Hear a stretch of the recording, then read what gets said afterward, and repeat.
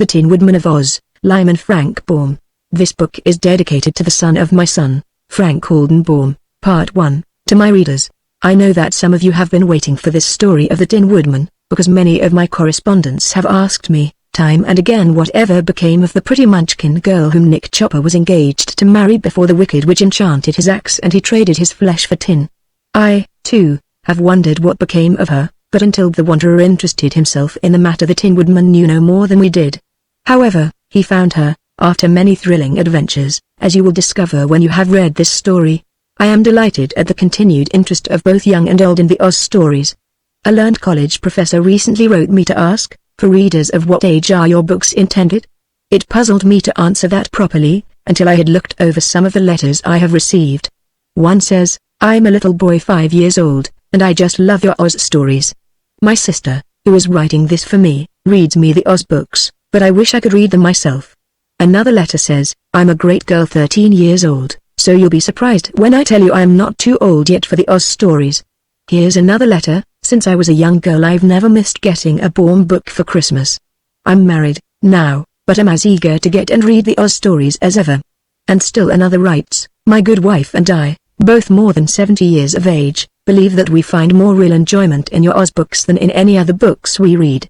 Considering these statements, I wrote the college professor that my books are intended for all those whose hearts are young, no matter what their ages may be. I think I am justified in promising that there will be some astonishing revelations about the magic of Oz in my book for 1919.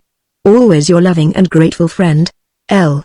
Frank Baum, Royal Historian of Oz, Ascot, at Hollywood in California, 1918, Part 2. The Tin Woodman of Oz, Chapter 1. The Wanderer. The Tin Woodman sat on his glittering tin throne in the handsome tin hall of his splendid tin castle in the winky country of the Land of Oz. Beside him, in a chair of woven straw, sat his best friend, the Scarecrow of Oz. At times they spoke to one another of curious things they had seen and strange adventures they had known since first they two had met and become comrades. But at times they were silent, for these things had been talked over many times between them, and they found themselves contented in merely being together, speaking now and then a brief sentence to prove they were wide awake and attentive. But then, these two quaint persons never slept. Why should they sleep, when they never tired? And now, as the brilliant sun sank low over the winky country of Oz, tinting the glistening tin towers and tin minarets of the tin castle with glorious sunset hues, there approached along a winding pathway the wanderer, who met at the castle entrance a winky servant. The servants of the Tin Woodman all wore tin helmets and tin breastplates and uniforms covered with tiny tin discs sewed closely together on silver cloth, so that their bodies sparkled as beautifully as did the tin castle, and almost as beautifully as did the Tin Woodman himself. The wanderer looked at the man-servant all bright and glittering, and at the magnificent castle, all bright and glittering, and as he looked his eyes grew big with wonder. For it was not very big and not very old, and, wanderer though he was, this proved the most gorgeous sight that had ever met his boyish gaze. "Who lives here?" he asked. "The Emperor of the Winkies, who is the famous Tin Woodman of Oz," replied the servant, who had been trained to treat all strangers with courtesy. "A Tin Woodman? How queer!" exclaimed the little wanderer. "Well, perhaps our Emperor is queer," admitted the servant, "but he is a kind master and as honest and true as good tin can make him, so we, who gladly serve him, are apartment to forget that he is not like other people." "May I see him?" asked the wanderer, after a moment's thought. "If it please you to wait a moment, I will go and ask him," said the servant, and then he went into the hall where the Tin Woodman sat with his friend the Scarecrow. Both were glad to learn that a stranger had arrived at the castle, for this would give them something new to talk about, so the servant was asked to admit the boy at once. By the time the wanderer had passed through the grand corridors, all lined with ornamental tin, and under stately tin archways and through the many tin rooms all set with beautiful tin furniture, his eyes had grown bigger than ever and his whole little body thrilled with amazement. But, astonished though he was able to make a polite bow before the throne and to say in a respectful voice, "I salute your illustrious majesty and offer you my humble services." "Very good," answered the Tin Woodman in his accustomed cheerful manner. "Tell me who you are, and whence you come." "I am known as the Wanderer," answered the boy, "and I have come, through many travels and by roundabout ways, from my former home in a far corner of the Gilliken country of Oz. To wander from one's home," remarked the Scarecrow, "is to encounter dangers and hardships, especially if one is made of meat and bone. Had you no friends in that corner of the Gilliken country? Was it not homelike and comfortable, to hear a man stuffed with straw speak, and speak so well?" Quite startled, and perhaps he stared a bit shrewdly at the Scarecrow. But after a moment he replied, "I had home and friends, your honorable strawness, but they were so quiet and happy and comfortable that I found them dismally stupid. Nothing in that corner of Oz interested me, but I believed that in other parts of the country I would find strange people and see new sights, and so I set out upon my wandering journey.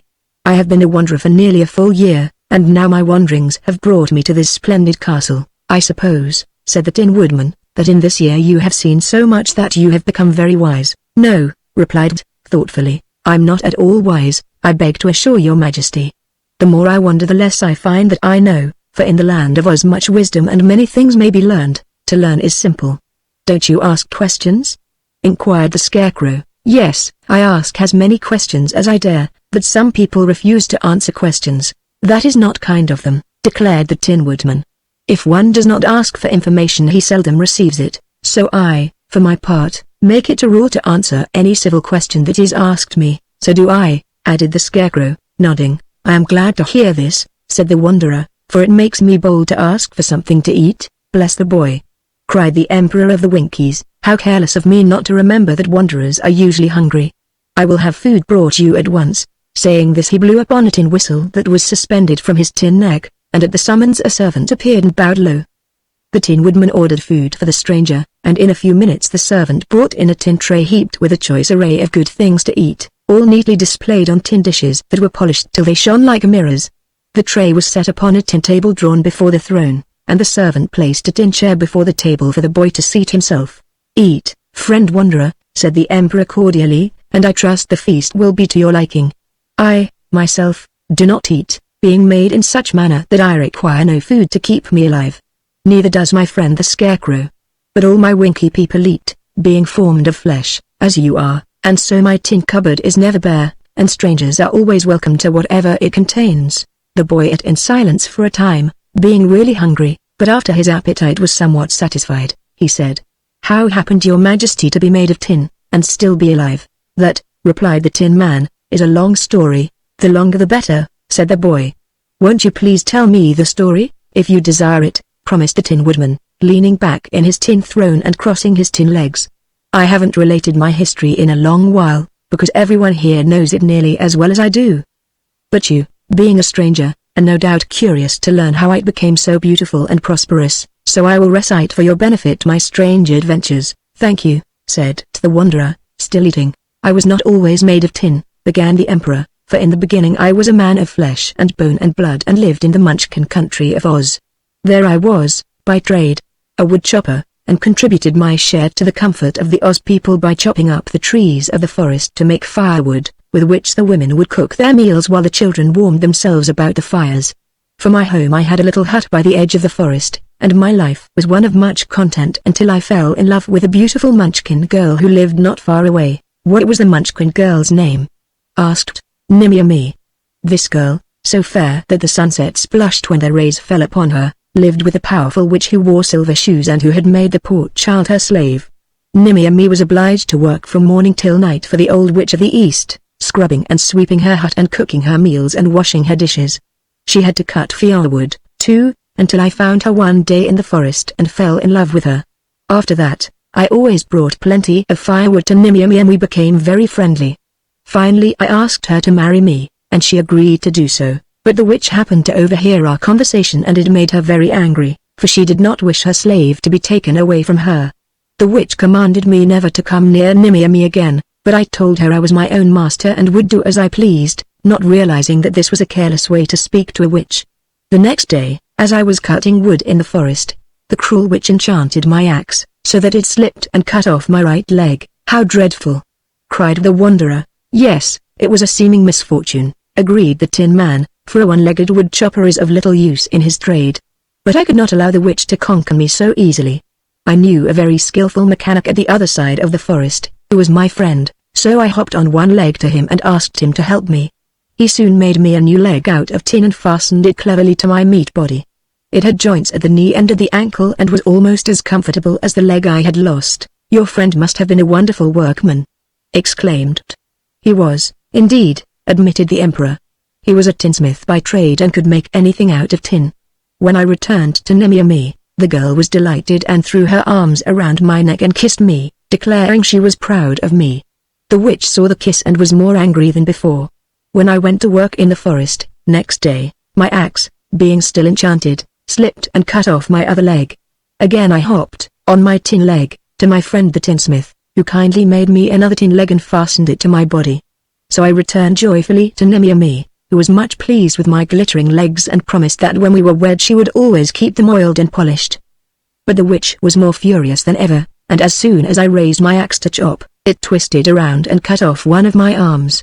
The tinsmith made me a tin arm and I was not much worried, because Nemiami declared she still loved me. Chapter 2 The Heart of the Tin Woodman. The Emperor of the Winkies paused in his story to reach for an oil can, with which he carefully oiled the joints in his tin throat, for his voice had begun to squeak a little. The wanderer, having satisfied his hunger, watched this oiling process with much curiosity, but bade the tin man to go on with his tale. The witch with the silver shoes hated me for having defied her, resumed the emperor, his voice now sounding clear as a bell, and she insisted that Nemiami should never marry me. Therefore she made the enchanted axe cut off my other arm, and the tinsmith also replaced that member with tin, including these finely jointed hands that you see me using. But, alas!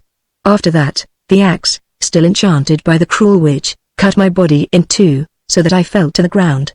Then the witch, who was watching from a nearby bush, rushed up and seized the axe and chopped my body into several small pieces, after which, thinking that at last she had destroyed me, she ran away laughing in wicked glee. But Nemiami found me. She picked up my arms and legs and head, and made a bundle of them and carried them to the tinsmith, who set to work and made me a fine body of tin. When he had joined the arms and legs to the body, and set my head in the tin collar, I was a much better man than ever, for my body could not ache or pain me, and I was so beautiful and bright that I had no need of clothing. Clothing is always a nuisance, because it soils and tears and has to be replaced, but my tin body only needs to be oiled and polished. Nemiami still declared she would marry me, as she still loved me in spite of the witch's evil deeds. The girl declared I would make the brightest husband in all the world, which was quite true. However, the wicked witch was not yet defeated. When I returned to my work the axe slipped and cut off my head, which was the only meat part of me then remaining. Moreover, the old woman grabbed up my severed head and carried it away with her and hid it. But Nemiami came into the forest and found me wandering around helplessly, because I could not see where to go, and she led me to my friend the tinsmith.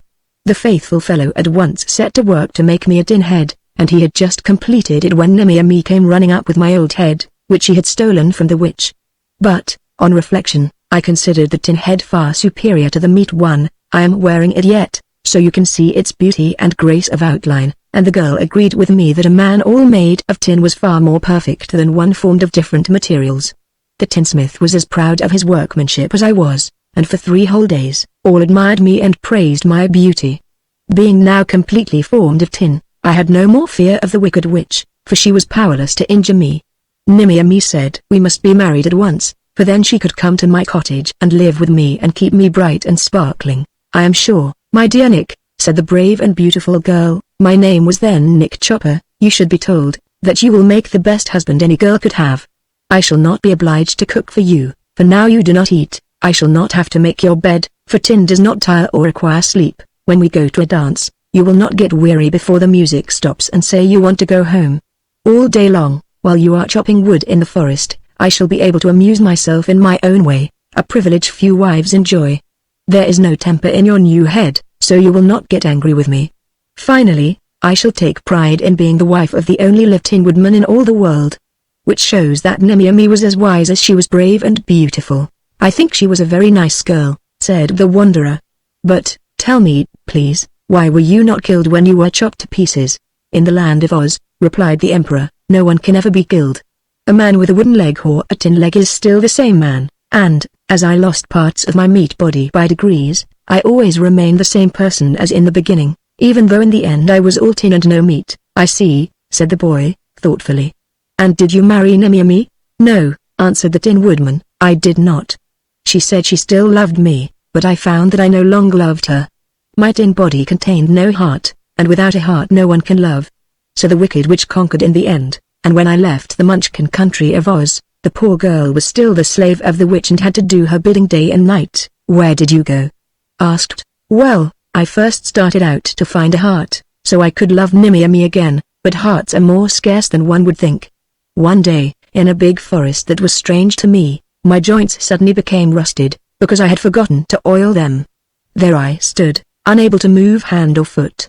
And there I continued to stand, while days came and went, until Dorothy and the Scarecrow came along and rescued me. They oiled my joints and set me free, and I've taken good care never to rust again. Who was this Dorothy? Questioned the Wanderer, a little girl who happened to be in a house when it was carried by a cyclone all the way from Kansas to the land of Oz. When the house fell, in the Munchkin country, it fortunately landed on the Wicked Witch and smashed her flat. It was a big house, and I think the witch is under it yet. No, said the Scarecrow, correcting him. Dorothy says the witch turned to dust, and the wind scattered the dust in every direction. Well, continued the Tin Woodman, after meeting the Scarecrow and Dorothy, I went with them to the Emerald City, where the Wizard of Oz gave me a heart. But the wizard's stock of hearts was low, and he gave me a kind heart instead of a loving heart, so that I could not love Nimmy any more than I did when I was heartless. Couldn't the wizard give you a heart that was both kind and loving? Asked the boy. No, that was what I asked for, but he said he was so short on hearts, just then, that there was but one in stock, and I could take that or none at all. So I accepted it, and I must say that for its kind it is a very good heart indeed. It seems to me, said T, musingly, that the wizard fooled you. It can't be a very kind heart, you know. Why not? Demanded the Emperor. Because it was unkind of you to desert the girl who loved you, and who had been faithful and true to you when you were in trouble. Had the heart the wizard gave you been a kind heart, you would have gone back home and made the beautiful Munchkin girl your wife, and then brought her here to be an empress and live in your splendid tin castle. The Tin Woodman was so surprised at this frank speech that for a time he did nothing but stare hard at the boy Wanderer. But the Scarecrow wagged his stuffed head and said in a positive tone, "This boy is right. I've often wondered, myself, why you didn't go back and find that poor Munchkin girl." Then the Tin Woodman stared hard at his friend the Scarecrow. But finally he said in a serious tone of voice, "I must admit that never before have I thought of such a thing as finding Nimmy and making her Empress of the Winkies. But it is surely not too late, even now, to do this, for the girl must still be living in the Munchkin country. And, since this strange wanderer has reminded me of Nimmy, I believe it is my duty to set out and find her. Surely it is not the girl's fault that I no longer love her, and so, if I can make her happy, it is proper that I should do so, and in this way reward her for her faithfulness." "Quite right, my friend," agreed the Scarecrow. "Will you accompany me on this errand?" asked the Tin Emperor. "Of course," said the Scarecrow. "And will you take me along?" pleaded the Wanderer in an eager voice. "To be sure," said the Tin Woodman, "if you care to join our party. It was you who first told me it was my duty to find and marry Nimmy, and I'd like you to know that Nick Chopper, the Tin Emperor of the Winkies, is a man who never shirks his duty. Once it is pointed out to him, it ought to be a pleasure, as well as a duty, if the girl is so beautiful," said T, well pleased with the idea of the adventure. "Beautiful things may be admired, if not loved," asserted the Tin Man. "Flowers are beautiful, for instance, but we are not inclined to marry them. Duty, on the contrary, is a bugle call to action, whether you are inclined to act, or not. In this case, I obey the bugle call of duty. When shall we start?" inquired the Scarecrow, who was always glad to embark upon a new adventure. "I don't hear any bugle, but when do we go?" "As soon as we can get ready," answered the Emperor. "I'll call my servants at once and order them to make preparations for our journey." Chapter 3 Roundabout. The Wanderer slept that night in the tin castle of the Emperor of the Winkies and found his tin bed quite comfortable.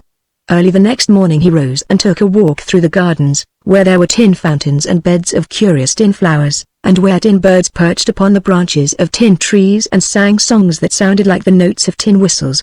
All these wonders had been made by the clever Winky tinsmiths, who wound the birds up every morning so that they would move about and sing. After breakfast the boy went into the throne room, where the Emperor was having his tin joints carefully oiled by a servant, while other servants were stuffing sweet, fresh straw into the body of the Scarecrow. Watched this operation with much interest, for the Scarecrow's body was only a suit of clothes filled with straw.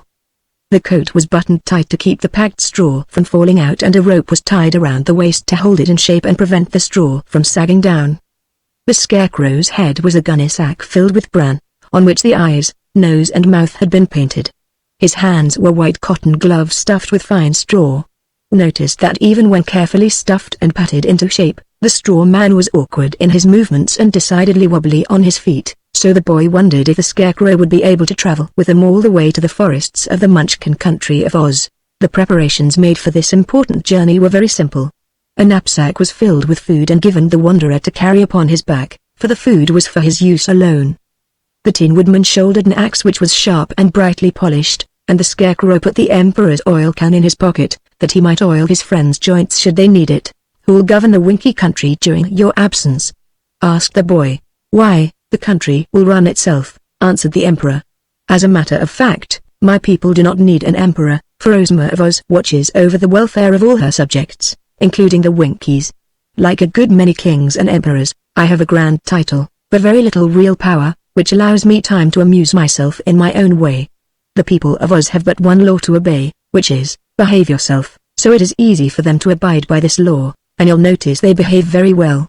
But it is time for us to be off, and I am eager to start because I suppose that poor Munchkin girl is anxiously awaiting my coming." "She's waited a long time already, seems to me," remarked the Scarecrow, as they left the grounds of the castle and followed a path that led eastward. "True," replied the Tin Woodman, "but I've noticed that the last end of the wait, however long it has been, is the hardest to endure, so I must try to make Nimmy happy as soon as possible." "Ah, that proves you have a kind heart," remarked the Scarecrow, approvingly. "It's too bad he hasn't a loving heart," said T. "This Tin Man is going to marry a nice girl through kindness, and not because he loves her, and somehow that doesn't seem quite right. Even so, I am not sure it isn't best for the girl," said the Scarecrow, who seemed very intelligent for a straw man, "for a loving husband is not always kind, while a kind husband is sure to make any girl content. Nimmy will become an empress," announced the Tin Woodman, proudly. "I shall have a tin gown made for her, with tin ruffles and tucks on it, and she shall have tin slippers, and tin earrings and bracelets, and wear a tin crown on her head. I am sure that will delight Nimmy, for all girls are fond of finery." "Are we going to the Munchkin country by way of the Emerald City?" inquired the Scarecrow, who looked upon the Tin Woodman as the leader of the party. "I think not," was the reply. "We are engaged upon a rather delicate adventure, for we are seeking a girl who fears her former lover has forgotten her. It will be rather hard for me, you must admit, when I confess to Nimmy that I have come to marry her because it is my duty to do so, and therefore the fewer witnesses there are to our meeting the better for both of us. After I have found Nimmy and she has managed to control her joy at our reunion, I shall take her to the Emerald City and introduce her to Ozma and Dorothy, and to Betsy Bobbin and Tiny Trot, and all our other friends. But, if I remember rightly, poor Nimmy has a sharp tongue when angry, and she may be a trifle angry with me, at first, because I have been so long in coming to her." "I can understand that," said gravely.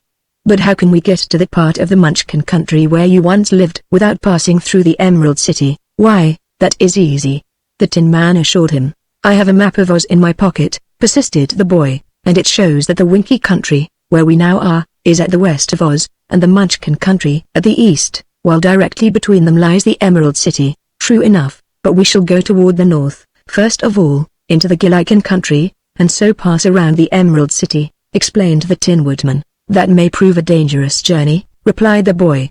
"I used to live in one of the top corners of the Gillikin country, near to Orgaboo, and I have been told that in this Northland country are many people whom it is not pleasant to meet. I was very careful to avoid them during my journey south." "A wanderer should have no fear," observed the Scarecrow, who was wobbling along in a funny, haphazard manner, but keeping pace with his friends. "Fear does not make one a coward," returned, growing a little red in the face, "but I believe it is more easy to avoid danger than to overcome it.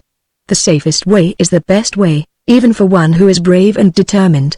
Do not worry, for we shall not go far to the north," said the Emperor. "My one idea is to avoid the Emerald City without going out of our way more than is necessary. Once around the Emerald City we will turn south into the Munchkin country, where the Scarecrow and I are well acquainted and have many friends." "I have traveled some in the Gillikin country," remarked the Scarecrow, "and while I must say I have met some strange people there at times, I have never yet been harmed by them." "Well, it's all the same to me," said T, with assumed carelessness. "Dangers, when they cannot be avoided, are often quite interesting, and I am willing to go wherever you two venture to go." So they left the path they had been following and began to travel toward the northeast, and all that day they were in a pleasant Winky country, and all the people they met saluted the Emperor with great respect and wished him good luck on his journey. At night they stopped at a house where they were well entertained and where was given a comfortable bed to sleep in. "Were the Scarecrow and I alone," said the Tin Woodman, "we would travel by night as well as by day, but with a meat person in our party, we must halt at night to permit him to rest. Meat tires, after a day's travel," added the Scarecrow, "while straw and tin never tire at all. Which proves," said he, "that we are somewhat superior to people made in the common way." We could not deny that he was tired, and he slept soundly until morning, when he was given a good breakfast, smoking hot. "You two miss a great deal by not eating," he said to his companions. "It is true," responded the Scarecrow. "We miss suffering from hunger, when food cannot be had, and we miss a stomachache, now and then." As he said this, the Scarecrow glanced at the Tin Woodman, who nodded his assent. All that second day they traveled steadily, entertaining one another the while with stories of adventures they had formerly met and listening to the Scarecrow recite poetry. He had learned a great many poems from Professor Woodbug and loved to repeat them whenever anybody would listen to him. Of course the Tin Woodman now listened, because they could not do otherwise, unless they rudely ran away from their stuffed comrade. One of the Scarecrow's recitations was like this: "What sound is so sweet, as the straw from the wheat, when it crunkles so tender and low, it is yellow and bright. So it gives me delight, to crunkle wherever I go, sweet, fresh, golden straw, there is surely no flaw, in a stuffing so clean and compact. It creaks when I walk, and it thrills when I talk. And its fragrance is fine, for a fact, to cut me don't hurt, for I've no blood to squirt, and I therefore can suffer no pain. The straw that I use, doesn't lump up or bruise, though it's pounded again and again. I know it is said, that my beautiful head, has brains of mixed wheat straw and bran. But my thoughts are so good, I'd not change, if I could, for the brains of a common meat man, content with my lot. I'm glad that I'm not, like others I meet day by day. If my insides get musty, or mussed up, or dusty, I get newly stuffed right away." Chapter 4 The Loons of Loonville. Toward evening, the travelers found there was no longer a path to guide them, and the purple hues of the grass and trees warned them that they were now in the country of the Gillikins, where strange peoples dwelt in places that were quite unknown to the other inhabitants of Oz. The fields were wild and uncultivated and there were no houses of any sort to be seen. But our friends kept on walking even after the sun went down, hoping to find a good place for the wanderer to sleep. But when it grew quite dark and the boy was weary with his long walk, they halted right in the middle of a field and allowed him to get his supper from the food he carried in his knapsack. Then the Scarecrow laid himself down, so that it could use his stuffed body as a pillow, and the Tin Woodman stood up beside them all night, so the dampness of the ground might not rust his joints or dull his brilliant polish.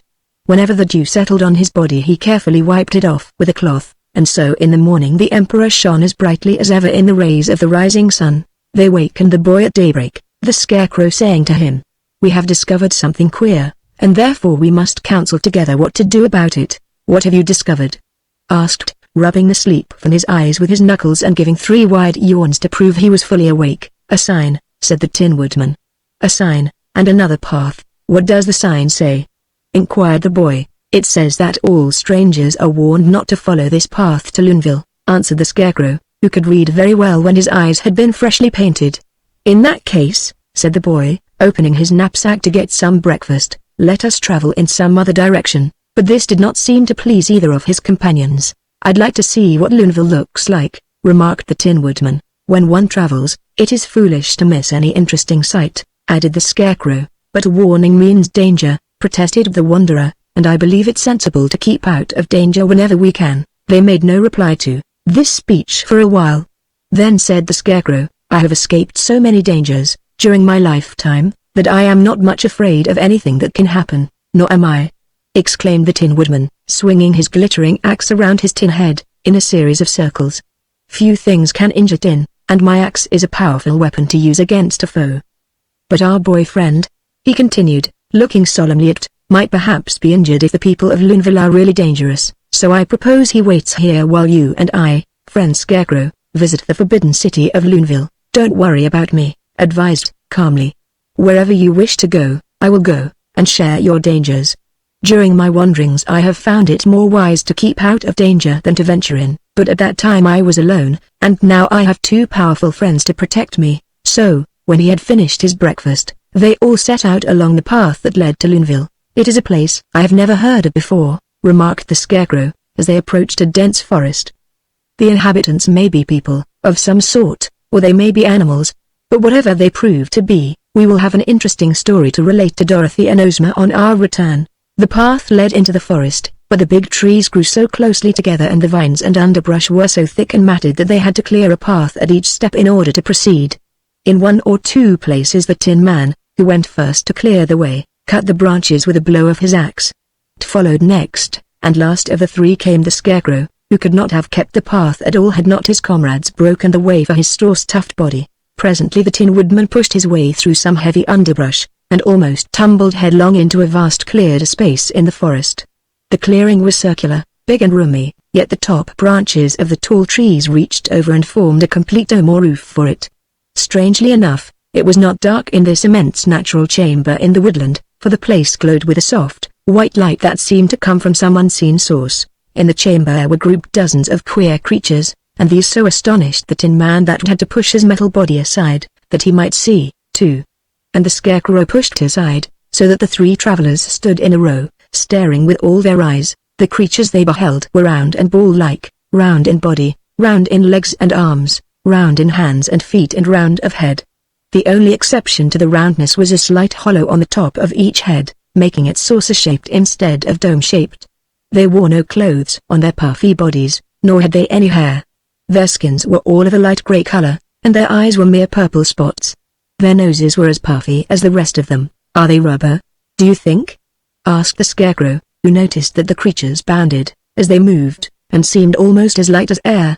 "It is difficult to tell what they are," answered. "They seem to be covered with warts." The loons, for so these folks were called, had been doing many things, some playing together, some working at tasks and some gathered in groups to talk, but at the sound of strange voices, which echoed rather loudly through the clearing, all turned in the direction of the intruders.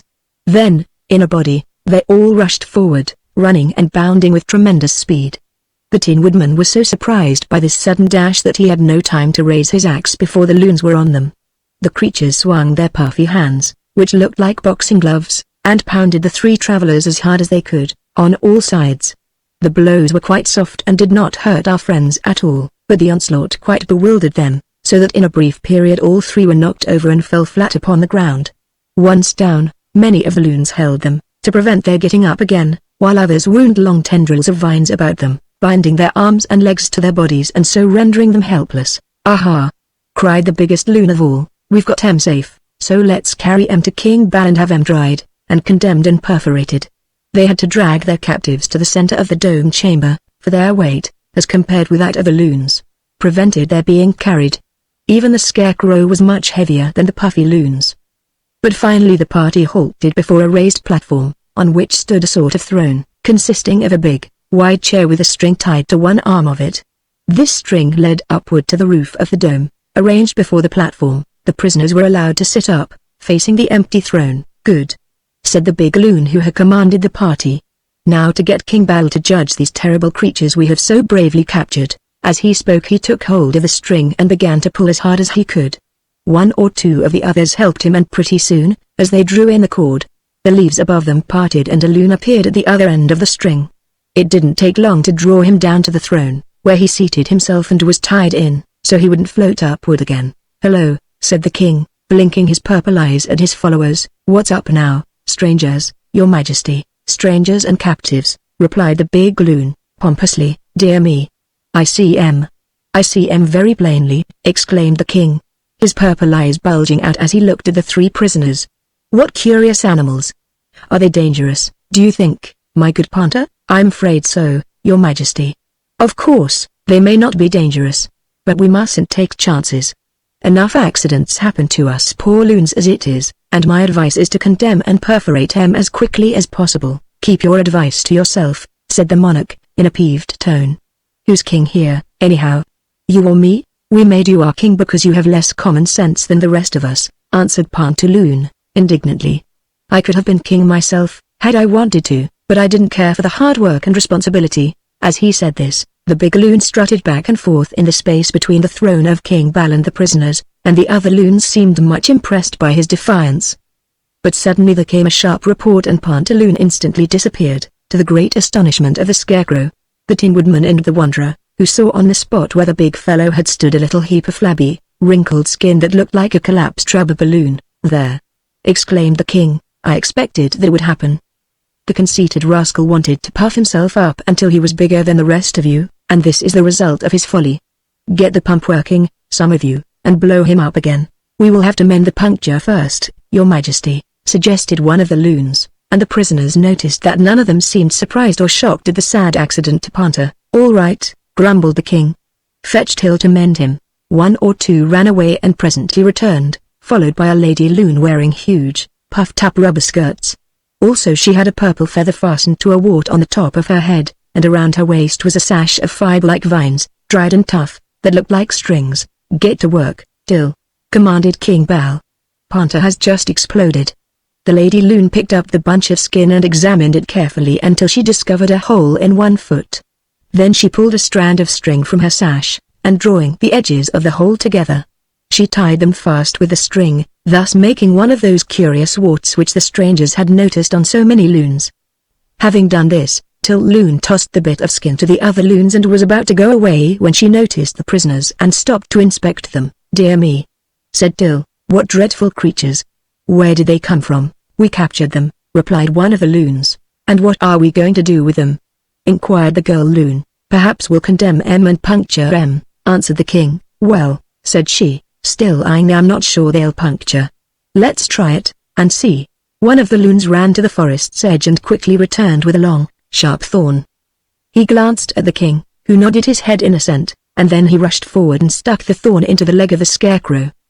The scarecrow merely smiled and said nothing, for the thorn didn't hurt him at all. Then the loon tried to prick the Tin Woodman's leg, but the tin only blunted the point of the thorn. Just as I thought, said Till, blinking her purple eyes and shaking her puffy head, but just then the loon stuck the thorn into the leg of the wanderer, and while it had been blunted somewhat, it was still sharp enough to hurt. Ouch! Yelled, and kicked out his leg with so much energy that the frail bonds that tied him burst apart. His foot caught the loon, who was leaning over him, full on his puffy stomach, and sent him shooting up into the air. When he was high over their heads he exploded with a loud pop and his skin fell to the ground. I really believe, said the king, rolling his spot-like eyes in a frightened way, that Panther was right in claiming these prisoners are dangerous. Is the pump ready? Some of the loons had wheeled a big machine in front of the throne and now took Panther's skin and began to pump air into it. Slowly it swelled out until the king cried stop. No, no, yelled Panther, I'm not big enough yet. You're as big as you're going to be, declared the king. Before you exploded you were bigger than the rest of us, and that caused you to be proud and overbearing. Now you're a little smaller than the rest, and you will last longer and be more humble. Pump me up, wailed Panther. If you don't you'll break my heart, if we do we'll break your skin, replied the king. So the loons stopped pumping air into Panther, and pushed him away from the pump. He was certainly more humble than before his accident, for he crept into the background and said nothing more. Now pump up the other one, ordered the king. Till had already mended him, and the loons set to work to pump him full of air. During these last few moments none had paid much attention to the prisoners, so, finding his legs free, crept over to the Tin Woodman and rubbed the bonds that were still around his arms and body against the sharp edge of the axe, which quickly cut them. The boy was now free, and the thorn which the loon had stuck into his leg was lying unnoticed on the ground, where the creature had dropped it when he exploded. He leaned forward and picked up the thorn, and while the loons were busy watching the pump, the boy sprang to his feet and suddenly rushed upon the group. Pop, pop, pop, went 3 of the loons, when the wanderer pricked them with his thorn, and at the sounds the others looked around and saw their danger. With yells of fear they bounded away in all directions, scattering about the clearing, with the wanderer in full chase. While they could run much faster than the boy, they often stumbled and fell, or got in one another's way, so he managed to catch several and prick them with his thorn. It astonished him to see how easily the loons exploded. When the air was let out of them they were quite helpless. Till Loon was one of those who ran against his thorn and many others suffered the same fate. The creatures could not escape from the enclosure, but in their fright many bounded upward and caught branches of the trees, and then climbed out of reach of the dreaded thorn. Wood was getting pretty tired chasing them, so he stopped and came over, panting, to where his friends were sitting, still bound. Very well done, my wanderer, said the Tin Woodman.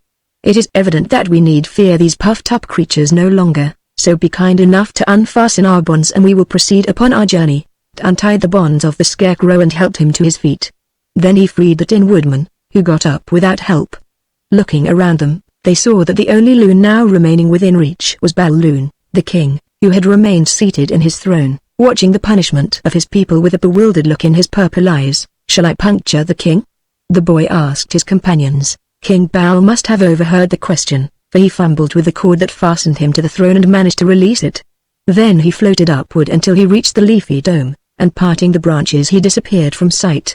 But the string that was tied to his body was still connected with the arm of the throne, and they knew they could pull His Majesty down again, if they wanted to. "Let him alone," suggested the Scarecrow. "He seems a good enough king for his peculiar people, and after we are gone, the loons will have something of a job to pump up all those whom it has punctured. Every one of them ought to be exploded," declared, who was angry because his leg still hurt him. "No," said the Tin Woodman, "that would not be just fair. They were quite right to capture us, because we had no business to intrude here, having been warned to keep away from Loonville. This is their country, not ours, and since the poor things can't get out of the clearing, they can harm no one save those who venture here out of curiosity, as we did." "Well said, my friend," agreed Tile Scarecrow. "We really had no right to disturb their peace and comfort, so let us go away." They easily found the place where they had forced their way into the enclosure, so the Tin Woodman pushed aside the underbrush and started first along the path. The Scarecrow followed next, and last came Wood, who looked back and saw that the loons were still clinging to their perches on the trees and watching their former captives with frightened eyes. "I guess they're glad to see the last of us," remarked the boy, and laughing at the happy ending of the adventure, he followed his comrades along the path. Chapter 5 Mrs. Yoop, the Giantess. When they had reached the end of the path, where they had first seen the warning sign, they set off across the country in an easterly direction.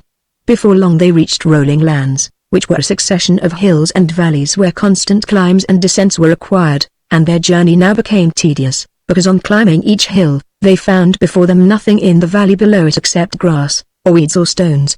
Up and down they went for hours, with nothing to relieve the monotony of the landscape, until finally, when they had topped a higher hill than usual, they discovered the cup-shaped valley before them, in the center of which stood an enormous castle, built of purple stone. The castle was high and broad and long, but had no turrets and towers. So far as they could see, there was but one small window and one big door on each side of the great building. "This is strange," mused the Scarecrow.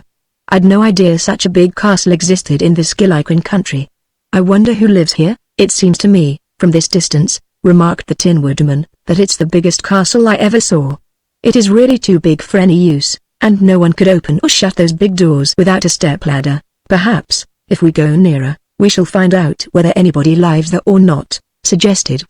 "Looks to me as if nobody lived there." On they went, and when they reached the center of the valley, where the great stone castle stood, it was beginning to grow dark.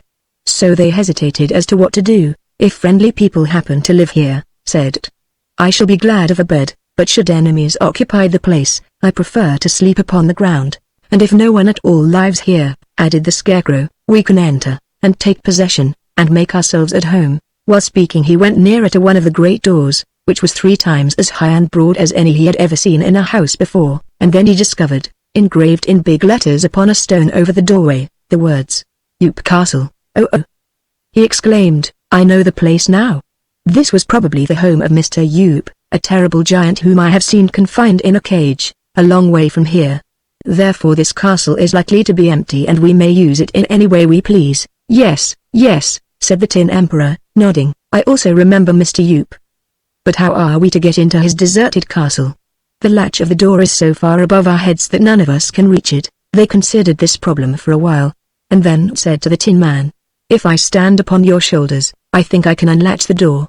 "Climb up, then," was the reply, and when the boy was perched upon the tin shoulders of Nick Chopper, he was just able to reach the latch and raise it. At once the door swung open, its great hinges making a groaning sound as if in protest. So leapt down and followed his companions into a big, bare hallway. Scarcely were the 3 inside, however, when they heard the door slam shut behind them, and this astonished them because no one had touched it. It had closed of its own accord, as if by magic. Moreover, the latch was on the outside, and the thought occurred to each one of them that they were now prisoners in this unknown castle. "However," mumbled the Scarecrow, "we are not to blame for what cannot be helped, so let us push bravely ahead and see what may be seen." It was quite dark in the hallway, now that the outside door was shut, so as they stumbled along a stone passage they kept close together, not knowing what danger was likely to befall them. Suddenly a soft glow enveloped them. It grew brighter, until they could see their surroundings distinctly. They had reached the end of the passage and before them was another huge door. This noiselessly swung open before them, without the help of anyone, and through the doorway they observed a big chamber, the walls of which were lined with plates of pure gold, highly polished. This room was also lighted, although they could discover no lamps, and in the center of it was a great table at which sat an immense woman. She was clad in silver robes embroidered with gay floral designs, and wore over this splendid raiment a short apron of elaborate lace work. Such an apron was no protection, and was not in keeping with the handsome gown, but the huge woman wore it, nevertheless. The table at which she sat was spread with a white cloth and had golden dishes upon it, so the travelers saw that they had surprised the giantess while she was eating her supper. She had her back toward them and did not even turn around, but taking a biscuit from a dish she began to butter it and said in a voice that was big and deep but not especially unpleasant, "Why don't you come in and allow the door to shut? You're causing a draft, and I shall catch cold and sneeze. When I sneeze, I get cross, and when I get cross I'm liable to do something wicked. Come in, you foolish strangers, come in." Being thus urged, they entered the room and approached the table, until they stood where they faced the great giantess. She continued eating, but smiled in a curious way as she looked at them. Noticed that the door had closed silently after they had entered, and that didn't please him at all. "Well," said the giantess, "what excuse have you to offer? We didn't know anyone lived here." "Madame," explained the scarecrow, "so, being travelers and strangers in these parts, and wishing to find a place for our boyfriend to sleep, we ventured to enter your castle. You knew it was private property, I suppose?" said she, buttering another biscuit. "We saw the words, Yoop Castle, over the door, but we knew that Mr. Yoop is a prisoner in a cage in a far-off part of the land of Oz, so we decided there was no one now at home and that we might use the castle for the night." "I see," remarked the giantess, nodding her head and smiling again in that curious way, a way that made shudder. "You didn't know that Mr. Yoop was married, or that after he was cruelly captured his wife still lived in his castle and ran it to suit herself?" "Who captured Mr. Yoop?" asked, looking gravely at the big woman. "Wicked enemies. People who selfishly objected to Yoop's taking their cows and sheep for his food. I must admit, however, that Yoop had a bad temper, and had the habit of knocking over a few houses, now and then, when he was angry. So one day the little folks came in a great crowd and captured Mr. Yoop, and carried him away to a cage somewhere in the mountains. I don't know where it is, and I don't care, for my husband treated me badly at times, forgetting the respect a giant owes to a giantess. Often he kicked me on my shins, when I wouldn't wait on him. So I'm glad he is gone. It's a wonder the people didn't capture you, too," remarked. "Well, I was too clever for them," said she, giving a sudden laugh that caused such a breeze that the wobbly scarecrow was almost blown off his feet and had to grab his friend Nick Chopper to steady himself. "I saw the people coining," continued Mrs. Yoop, "and knowing they meant mischief I transformed myself into a mouse and hid in a cupboard. After they had gone away, carrying my shin-kicking husband with them, I transformed myself back to my former shape again, and here I've lived in peace and comfort ever since." "Are you a witch, then?" inquired. "Well, not exactly a witch," she replied, "but I'm an artist in transformations. In other words, I'm more of a yookahoo than a witch, and of course you know that the yookahoos are the cleverest magic workers in the world." The travelers were silent for a time, uneasily considering this statement and the effect it might have on their future. No doubt the giantess had willfully made them her prisoners, yet she spoke so cheerfully, in her big voice, that until now they had not been alarmed in the least. By and by the scarecrow, whose mixed brains had been working steadily, asked the woman, "Are we to consider you our friend, Mrs. Yoop, or do you intend to be our enemy?" "I never have friends," she said in a matter-of-fact tone, "because friends get too familiar and always forget to mind their own business. But I am not your enemy, not yet, anyhow. Indeed, I'm glad you've come, for my life here is rather lonely. I've had no one to talk to since I transformed Polychrome, the daughter of the rainbow, into a canary bird." "How did you manage to do that?" asked the Tin Woodman, in amazement. "Polychrome is a powerful fairy." "She was," said the giantess, "but now she's a canary bird. One day after a rain, Polychrome danced off the rainbow and fell asleep on a little mound in this valley, not far from my castle. The sun came out and drove the rainbow away, and before Polly wakened, I stole out and transformed her into a canary bird in a gold cage studded with diamonds. The cage was so she couldn't fly away. I expected she'd sing and talk and we'd have good times together, but she has proved no company for me at all. Ever since the moment of her transformation, she has refused to speak a single word." "Where is she now?" inquired, who had heard tales of lovely Polychrome and was much interested in her. "The cage is hanging up in my bedroom," said the giantess, eating another biscuit. The travelers were now more uneasy and suspicious of the giantess than before.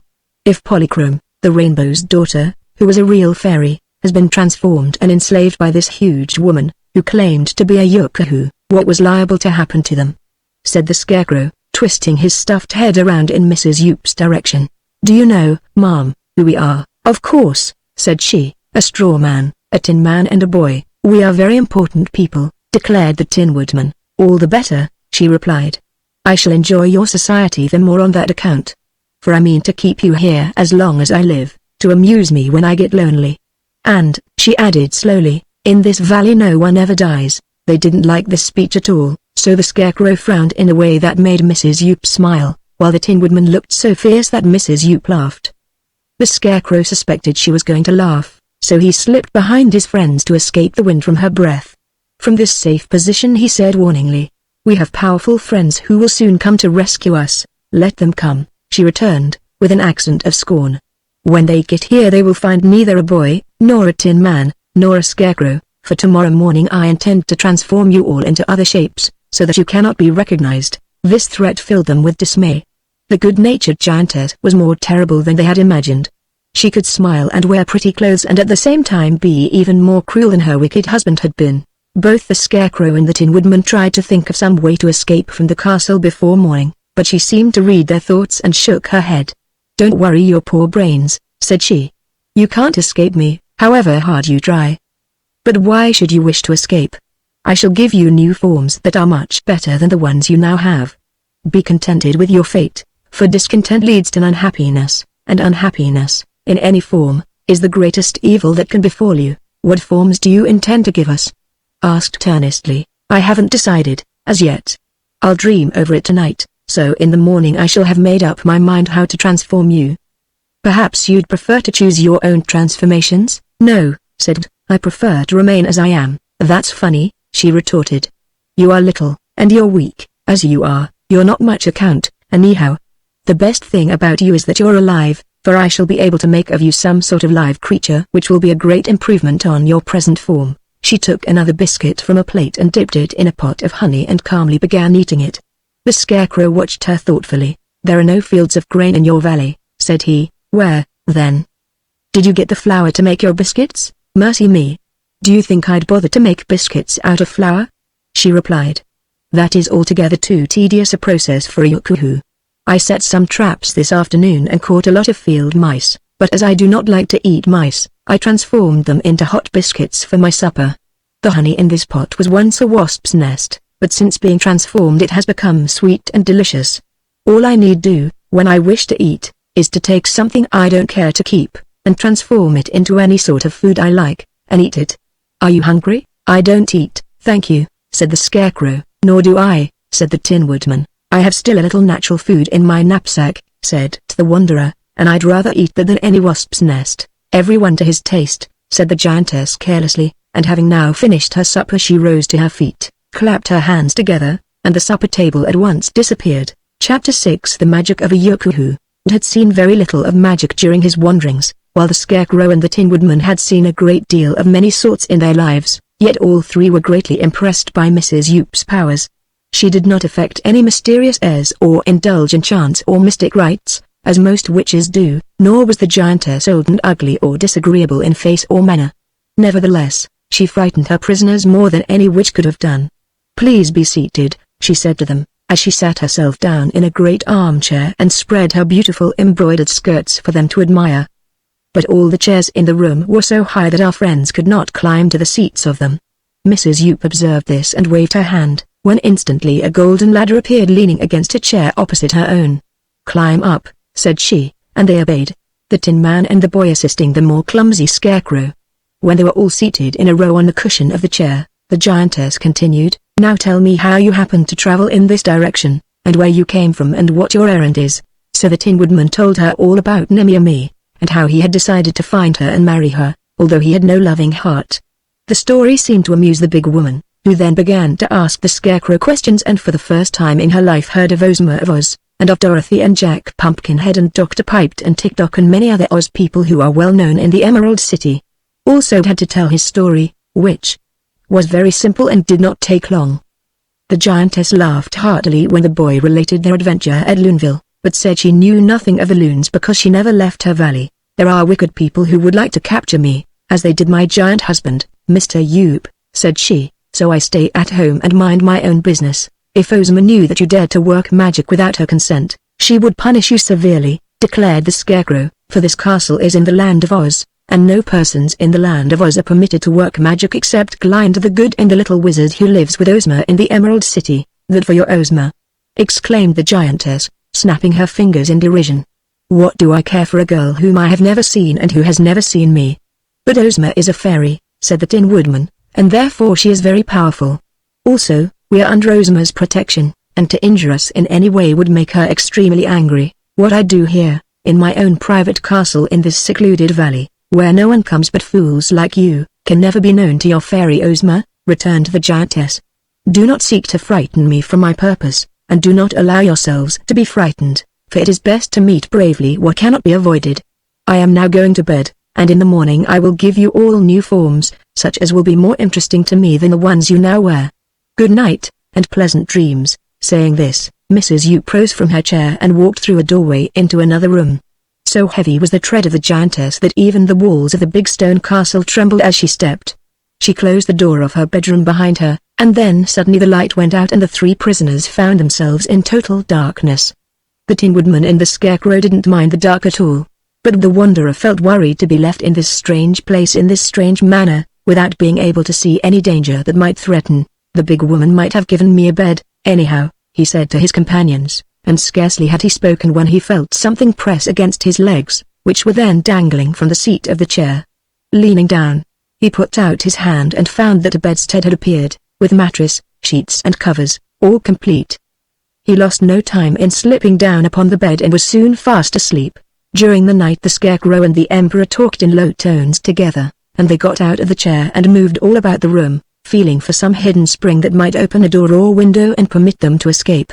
Morning found them still unsuccessful in the quest, and as soon as it was daylight Sped suddenly disappeared, and he dropped to the floor with a thump that quickly wakened him. And after a time the giantess came from her bedroom, wearing another dress that was quite as elaborate as the one in which she had been attired the evening before, and also wearing the pretty lace apron. Having seated herself in a chair, she said, "I'm hungry, so I'll have breakfast at once." She clapped her hands together and instantly the table appeared before her, spread with snowy linen and laden with golden dishes. But there was no food upon the table, nor anything else except a pitcher of water, a bundle of weeds and a handful of pebbles. But the giantess poured some water into her coffee pot, patted it once or twice with her hand, and then poured out a cupful of steaming hot coffee. "Would you like some?" she asked. He was suspicious of magic coffee, but it smelled so good that he could not resist it, so he answered, "If you please, Madame." The giantess poured out another cup and set it on the floor for it was as big as a tub, and the golden spoon in the saucer beside the cup was so heavy the boy could scarcely lift it, but managed to get a sip of the coffee and found it delicious. Mrs. Yoop next transformed the weeds into a dish of oatmeal, which she ate with good appetite. "Now, then," said she, picking up the pebbles, "I'm wondering whether I shall have fish balls or lamb chops to complete my meal." "Which would you prefer, the Wanderer?" "If you please, I'll eat the food in my knapsack," answered the boy. "Your magic food might taste good, but I'm afraid of it." The woman laughed at his fears and transformed the pebbles into fish balls. "I suppose you think that after you had eaten this food it would turn to stones again and make you sick," she remarked, "but that would be impossible. Nothing I transform ever gets back to its former shape again, so these fish balls can never more be pebbles. That is why I have to be careful of my transformations," she added, busily eating while she talked, "for while I can change forms at will I can never change them back again, which proves that even the powers of a clever Yoku are limited. When I have transformed you three people, you must always wear the shapes that I have given you. Then please don't transform us," begged, "for we are quite satisfied to remain as we are." "I am not expecting to satisfy you, but intend to please myself," she declared, "and my pleasure is to give you new shapes. For, if by chance your friends came in search of you, not one of them would be able to recognize you." Her tone was so positive that they knew it would be useless to protest. The woman was not unpleasant to look at, her face was not cruel, Her voice was big but gracious in tone, but her words showed that she possessed a merciless heart and no pleadings would alter her wicked purpose. Mrs. Yoop took ample time to finish her breakfast and the prisoners had no desire to hurry her, but finally the meal was concluded and she folded her napkin and made the table disappear by clapping her hands together. Then she turned to her captives and said, "The next thing on the program is to change our forms. Have you decided what forms to give us?" asked the Scarecrow, uneasily. "Yes, I dreamed it all out while I was asleep." "This Tin Man seems a very solemn person." Indeed, the Tin Woodman was looking solemn, just then, for he was greatly disturbed, "so I shall change him into an owl." All she did was to point one finger at him as she spoke, but immediately the form of the Tin Woodman began to change and in a few seconds Nick Chopper, the Emperor of the Winkies, has been transformed into an owl, with eyes as big as saucers and a hooked beak and strong claws. But he was still tin. He was a tin owl, with tin legs and beak and eyes and feathers. When he flew to the back of a chair and perched upon it, his tin feathers rattled against one another with a tinny clatter. The giantess seemed much amused by the tin owl's appearance, for her laugh was big and jolly. "You're not liable to get lost," said she, "for your wings and feathers will make a racket wherever you go. And, on my word, a tin owl is so rare and pretty that it is an improvement on the ordinary bird. I did not intend to make you tin, but I forgot to wish you to be meat. However, tin you were, and tin you are, and as it's too late to change you, that settles it." Until now the Scarecrow had rather doubted the possibility of Mrs. Yoop's being able to transform him, or his friend the Tin Woodman, for they were not made as ordinary people are. He had worried more over what might happen to them to himself, but now he began to worry about himself. "Madame," he said hastily, "I consider this action very impolite. It may even be called rude, considering we are your guests." "You are not guests, for I did not invite you here," she replied. "Perhaps not, but we craved hospitality. We threw ourselves upon your mercy, so to speak, and we now find you have no mercy.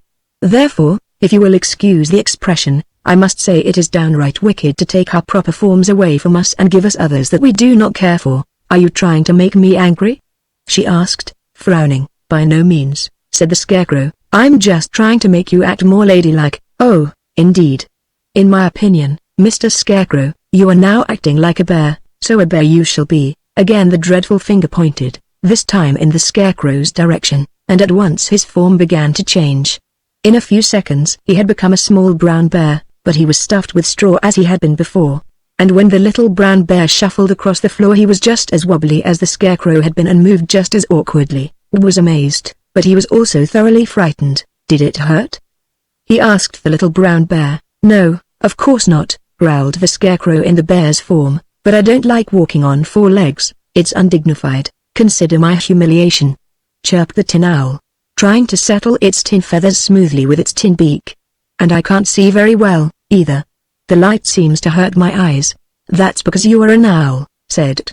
"I think you will see better in the dark." "Well," remarked the giantess, "I'm very well pleased with these new forms, for my part, and I'm sure you will like them better when you get used to them. So now," she added, turning to the boy, "it is your turn. Don't you think you'd better leave me as I am?" asked in a trembling voice. "No," she replied, "I'm going to make a monkey of you.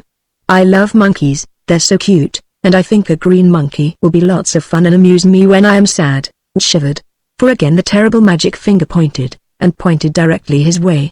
He felt himself changing, not so very much, however, and it didn't hurt him a bit. He looked down at his limbs and body and found that his clothes were gone and his skin covered with a fine, silk-like green fur. His hands and feet were now those of a monkey. He realized he really was a monkey, and his first feeling was one of anger. He began to chatter as monkeys do. He bounded to the seat of a giant chair, and then to its back and with a wild leap sprang upon the laughing giantess. His idea was to seize her hair and pull it out by the roots, and so have revenge for her wicked transformations. But she raised her hand and said, "Gently, my dear monkey, gently. You're not angry, you're happy as can be." It stopped short. No, he wasn't a bit angry now, he felt as good-humored and gay as ever he did when a boy. Instead of pulling Mrs. Yoop's hair, he perched on her shoulder and smoothed her soft cheek with his hairy paw. In return, she smiled at the funny green animal and patted his head. "Very good," said the giantess. "Let us all become friends and be happy together. How is my tin owl feeling?" "Quite comfortable," said the owl. "I don't like it, to be sure, but I'm not going to allow my new form to make me unhappy. But, tell me, Please, what is a tin owl good for? You are only good to make me laugh, replied the giantess. Will a stuffed bear also make you laugh? Inquired the scarecrow, sitting back on his haunches to look up at her. Of course, declared the giantess, and I have added a little magic to your transformations to make you all contented with wearing your new forms. I'm sorry I didn't think to do that when I transformed Polychrome into a canary bird. But perhaps, when she sees how cheerful you are, she will cease to be silent and sullen and take to singing. I will go get a bird and let you see her. With this, Mrs. Yoop went into the next room and soon returned bearing a golden cage in which sat upon a swinging perch a lovely yellow canary. Polychrome, said the giantess, permit me to introduce to you a green monkey, which used to be a boy called the Wanderer, and a tin owl, which used to be a tin woodman named Nick Chopper, and a straw-stuffed little brown bear which used to be a live scarecrow. We already know one another, declared the scarecrow. The bird is Polychrome, the rainbow's daughter, and she and I used to be good friends. Are you really my old friend? The scarecrow asked the bird, in a sweet, low voice. There, cried Mrs. Yoop, that's the first time she has spoken since she was transformed. I am really your old friend, answered the scarecrow, but you must pardon me for appearing just now in this brutal form. I am a bird, as you are, dear Polly, said the Tin Woodman, but, alas, a tin owl is not as beautiful as a canary bird. How dreadful it all is, sighed the canary. Couldn't you manage to escape from this terrible Yookahoo? No, answered the scarecrow, we tried to escape, but failed. She first made us her prisoners and then transformed us. But how did she manage to get you, Polychrome? I was asleep, and she took unfair advantage of me, answered the bird sadly. Had I been awake, I could easily have protected myself. Tell me, said the green monkey earnestly, as he came close to the cage, what must we do, daughter of the rainbow, to escape from these transformations? Can't you help us, being a fairy? At present I am powerless to help even myself, replied the canary. That's the exact truth, exclaimed the giantess, who seemed pleased to hear the bird talk, even though it complained. You are all helpless and in my power, so you may as well make up your minds to accept your fate and be content. Remember that you are transformed for good, since no magic on earth can break your enchantments. I am now going out for my morning walk, for each day after breakfast I walk 16 times around my castle for exercise. Amuse yourselves while I am gone, and when I return I hope to find you all reconciled and happy. So the giantess walked to the door by which our friends had entered the great hall and spoke one word, open. Then the door swung open and after Mrs. Yoop had passed out it closed again with a snap as its powerful bolts shot into place. The green monkey had rushed toward the opening, hoping to escape, but he was too late and only got a bump on his nose as the door slammed shut. Chapter 7 The Lace Apron. Now, said the canary, in a tone more brisk than before, we may talk together more freely, as Mrs. Yoop cannot hear us. Perhaps we can figure out a way to escape. Open, said the monkey, still facing the door, but his command had no effect and he slowly rejoined the others. You cannot open any door or window in this enchanted castle unless you are wearing the magic apron, said the canary. What magic apron do you mean? Asked the tin owl, in a curious voice. The lace one, which the giantess always wears. I have been her prisoner, in this cage, for several weeks, and she hangs my cage in her bedroom every night, so that she can keep her eye on me, explained Polychrome the canary. Therefore I have discovered that it is the magic apron that opens the doors and windows, and nothing else can move them. When she goes to bed, Mrs. Yoop hangs her apron on the bedpost, and one morning she forgot to put it on when she commanded the door to open, and the door would not move. So then she put on the lace apron and the door obeyed her. That was how I learned the magic power of the apron. I see, said the little brown bear, wagging his stuffed head. Then, if we could get the apron from Mrs. Yoop, we could open the doors and escape from our prison. That is true, and it is the plan I was about to suggest, replied Polychrome the canary bird. However, I don't believe the owl could steal the apron, or even the bear, but perhaps the monkey could hide in her room at night and get the apron while she is asleep. I'll try it, cried the monkey. I'll try it this very night, if I can manage to steal into her bedroom. You mustn't think about it, though, warned the bird, for she can read your thoughts whenever she cares to do so. And do not forget, before you escape, to take me with you. Once I am out of the power of the giantess, I may discover a way to save us all. We won't forget our fairy friend, promised the boy, but perhaps you can tell me how to get into the bedroom. No, declared Polychrome, I cannot advise you as to that. You must watch for a chance, and slip in when Mrs. Yoop isn't looking. They talked it over for a while longer and then Mrs. Yup returned. When she entered, the door opened suddenly, at her command, and closed as soon as her huge form had passed through the doorway.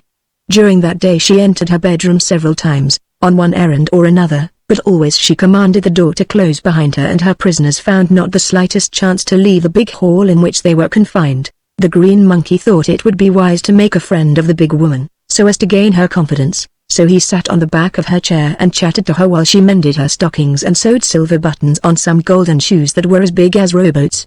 This pleased the giantess and she would pause at times to pat the monkey's head. The little brown bear curled up in a corner and lay still all day. The owl and the canary found they could converse together in the bird language, which neither the giantess nor the bear nor the monkey could understand, so at times they twittered away to each other and passed a long, dreary day quite cheerfully. After dinner Mrs. Yup took a big fiddle from a big cupboard and played such loud and dreadful music that her prisoners were all thankful when at last she stopped and said she was going to bed. After cautioning the monkey and bear and owl to behave themselves during the night, she picked up the cage containing the canary and, going to the door of her bedroom, commanded it to open.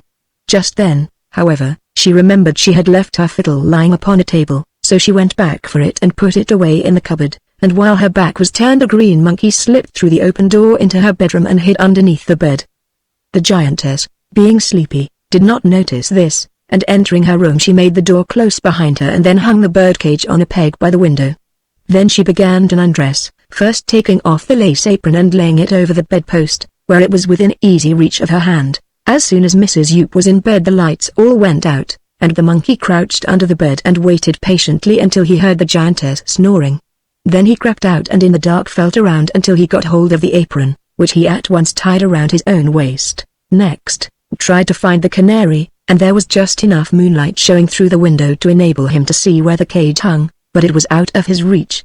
At first he was tempted to leave Polychrome and escape with his other friends, but remembering his promise to the Rainbow's daughter tried to think how to save her. A chair stood near the window, and this, showing dimly in the moonlight, gave him an idea. By pushing against it with all his might, he found he could move the giant chair a few inches at a time. So he pushed and pushed until the chair was beneath the bird cage, and then he sprang noiselessly upon the seat, for his monkey form enabled him to jump higher than he could do as a boy, and from there to the back of the chair, and so managed to reach the cage and take it off the peg. Then down he sprang to the floor and made his way to the door. "Open!" he commanded, and at once the door obeyed and swung open, but his voice wakened Mrs. Yup, who gave a wild cry and sprang out of bed with one bound. The green monkey dashed through the doorway, carrying the cage with him, and before the giantess could reach the door it slammed shut and imprisoned her in her own bedchamber. The noise she made, pounding upon the door, and her yells of anger and dreadful threats of vengeance, filled all our friends with terror, and the monkey was so excited that in the dark he could not find the outer door of the hall. But the tin owl could see very nicely in the dark, so he guided his friends to the right place and when all were grouped before the door commanded it to open. The magic apron proved as powerful as when it had been worn by the giantess, so a moment later they had rushed through the passage and were standing in the fresh night air outside the castle, free to go wherever they willed. Chapter 8 The Menace of the Forest. "Quick!" cried Polychrome the canary, "we must hurry, or Mrs. Yup may find some way to recapture us, even now. Let us get out of her valley as soon as possible." So they set off toward the east, moving as swiftly as they could, and for a long time they could hear the yells and struggles of the imprisoned giantess. The green monkey could run over the ground very swiftly, and he carried with him the birdcage containing Polychrome the Rainbow's daughter. Also the tin owl could skip and fly along at a good rate of speed, his feathers rattling against one another with a tinkling sound as he moved.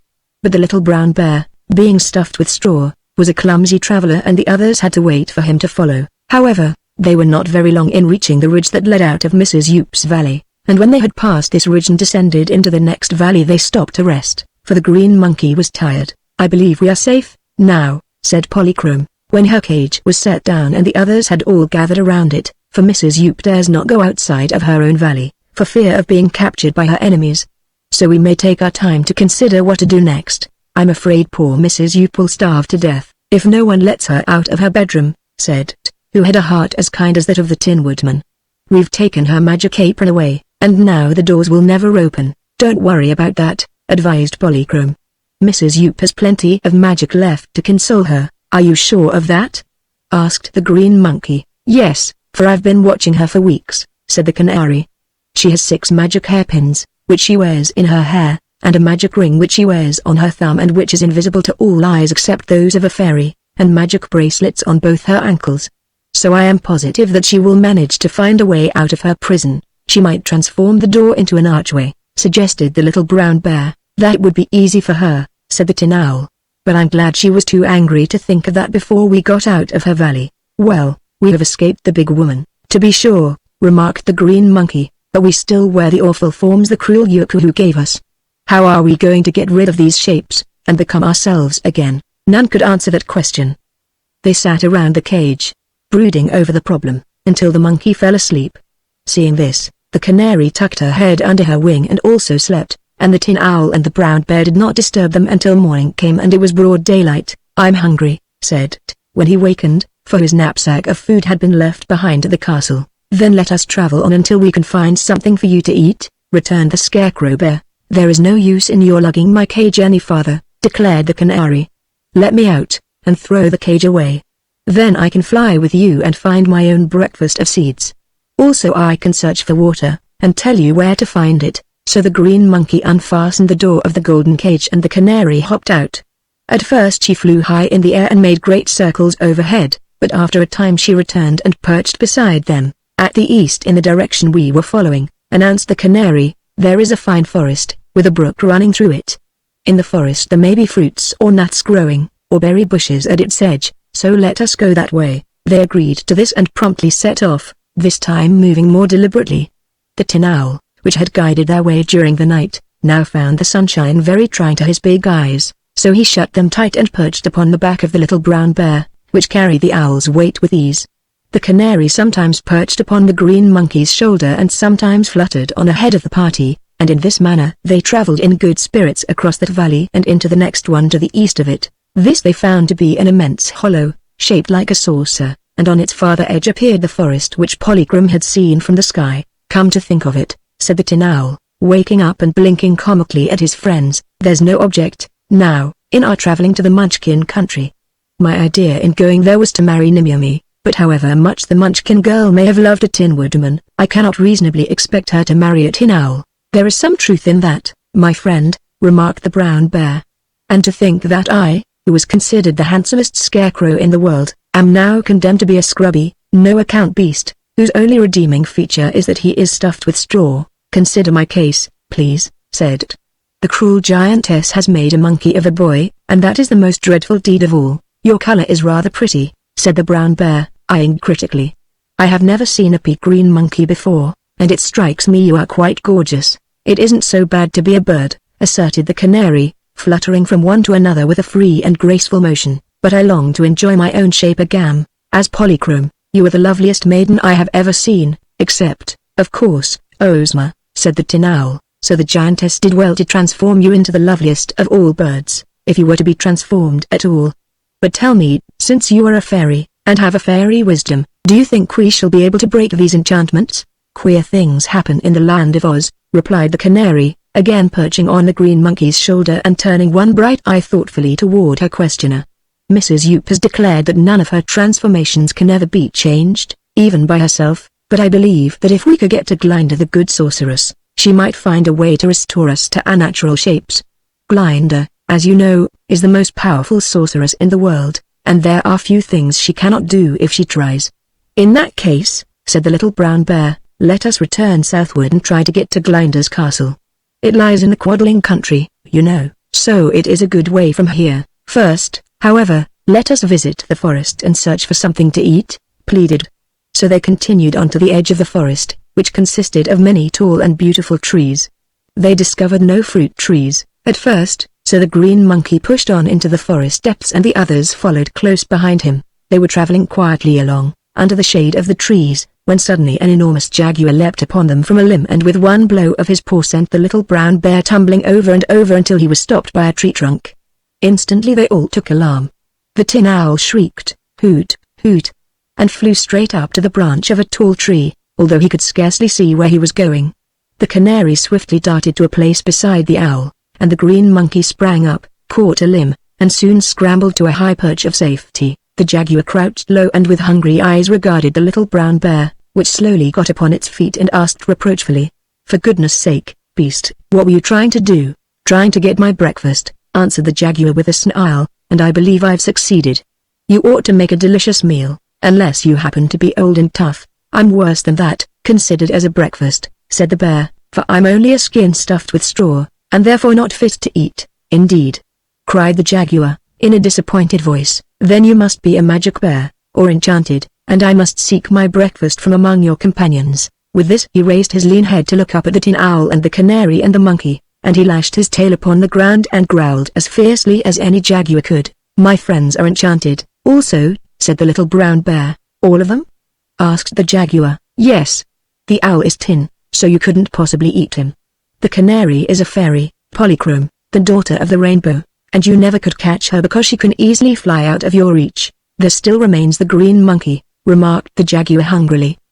"He is neither made of tin nor stuffed with straw, nor can he fly. I'm pretty good at climbing trees, myself, so I think I'll capture the monkey and eat him for my breakfast." The monkey, hearing this speech from his perch on the tree, became much frightened, for he knew the nature of jaguars and realized they could climb trees and leap from limb to limb with the agility of cats.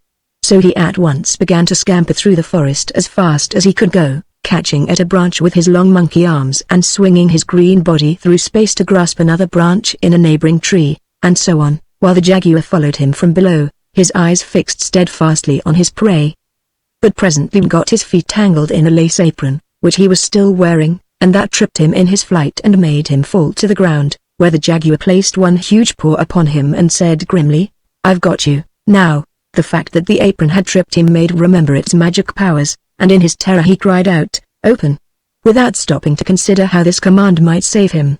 But, at the word, the earth opened at the exact spot where he lay under the jaguar's paw, and his body sank downward, the earth closing over it again.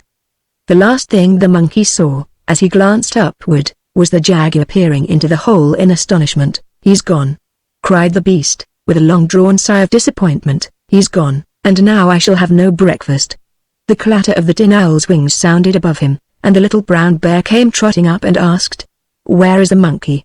Have you eaten him so quickly?" "No, indeed," answered the jaguar.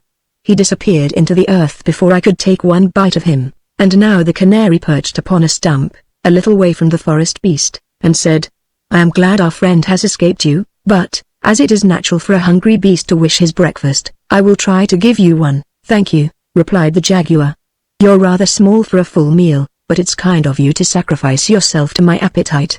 "Oh, I don't intend to be eaten, I assure you," said the canary, "but as I am a fairy I know something of magic, and though I am now transformed into a bird's shape, I am sure I can conjure up a breakfast that will satisfy you. If you can work magic, why don't you break the enchantment you are under and return to your proper form?" inquired the beast doubtingly. "I haven't the power to do that," answered the canary, "for Mrs. Yoop, the giantess who transformed me, used a peculiar form of Yoku magic that is unknown to me.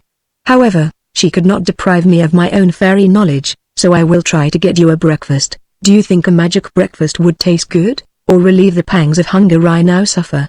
asked the jaguar. "I am sure it would."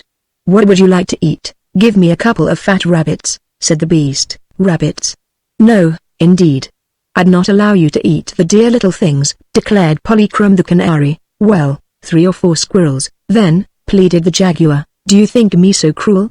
demanded the canary, indignantly. "The squirrels are my especial friends. How about a plump owl?" asked the beast. "Not a tin one, you know, but a real meat owl." "Neither beast nor bird shall you have," said Polychrome in a positive voice. "Give me a fish, then." "There's a river a little way off," proposed the jaguar. "No living thing shall be sacrificed to feed you," returned the canary. "Then what in the world do you expect me to eat?" said the jaguar in a scornful tone. "How would mush and milk do?" asked the canary. The jaguar snarled in derision and lashed his tail against the ground angrily. "Give him some scrambled eggs on toast, Polly," suggested the bear scarecrow. "He ought to like that." "I will," responded the canary, and fluttering her wings she made a flight of 3 circles around the stump. Then she flew up to a tree and the bear and the owl and the jaguar saw that upon the stump had appeared a great green leaf upon which was a large portion of scrambled eggs on toast, smoking hot. "There," said the bear, "eat your breakfast, friend jaguar, and be content." The jaguar crept closer to the stump and sniffed the fragrance of the scrambled eggs. They smelled so good that he tasted them, and they tasted so good that he ate the strange meal in a hurry, proving he had been really hungry. "I prefer rabbits," he muttered, licking his chops, "but I must admit the magic breakfast has filled my stomach full, and brought me comfort. So I'm much obliged for the kindness, little fairy, and I'll now leave you in peace." Saying this, he plunged into the thick underbrush and soon disappeared, although they could hear his great body crashing through the bushes until he was far distant. "That was a good way to get rid of the savage beast, Polly," said the Tin Woodman to the canary. "But I'm surprised that you didn't give our friend a magic breakfast, when you knew he was hungry." "The reason for that," answered Polychrome, "was that my mind was so intent on other things that I quite forgot my power to produce food by magic." "But where is the monkey boy?" "Gone," said the Scarecrow Bear, solemnly. "The earth has swallowed him up." Chapter 9 The Quarrelsome Dragons. The green monkey sank gently into the earth for a little way and then tumbled swiftly through space, landing on a rocky floor with a thump that astonished him. Then he sat up, found that no bones were broken, and gazed around him. He seemed to be in a big underground cave, which was dimly lighted by dozens of big round discs that looked like moons. They were not moons, however, as discovered when he had examined the place more carefully. They were eyes. The eyes were in the heads of enormous beasts whose bodies trailed far behind them. Each beast was bigger than an elephant, and 3 times as long, and there were a dozen or more of the creatures scattered here and there about the cavern. On their bodies were big scales, as round as pie plates, which were beautifully tinted in shades of green, purple and orange. On the ends of their long tails were clusters of jewels. Around the great, moon-like eyes were circles of diamonds which sparkled in the subdued light that glowed from the eyes. Saw that the creatures had wide mouths and rows of terrible teeth and, from tales he had heard of such beings, he knew he had fallen into a cavern inhabited by the great dragons that had been driven from the surface of the earth and were only allowed to come out once in 100 years to search for food.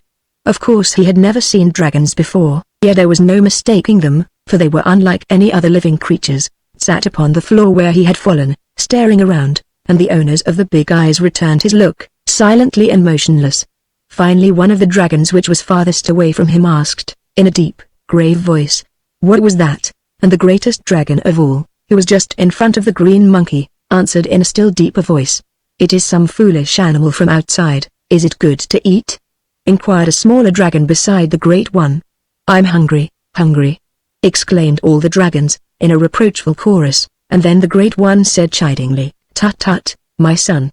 You've no reason to be hungry at this time." "Why not?" asked the little dragon. "I haven't eaten anything in 11 years. 11 years is nothing," remarked another dragon, sleepily opening and closing his eyes. "I haven't feasted for 87 years, and I dare not get hungry for a dozen or so years to come. Children who eat between meals should be broken of the habit. All I had, 11 years ago, was a rhinoceros, and that's not a full meal at all," grumbled the young one. "And, before that, I had waited 62 years to be fed, so it's no wonder I'm hungry." "How old are you now?" asked, forgetting his own dangerous position in his interest in the conversation. "Why, how old am I, father?" asked the little dragon. "Goodness gracious. What a child to ask questions. Do you want to keep me thinking all the time? Don't you know that thinking is very bad for dragons?"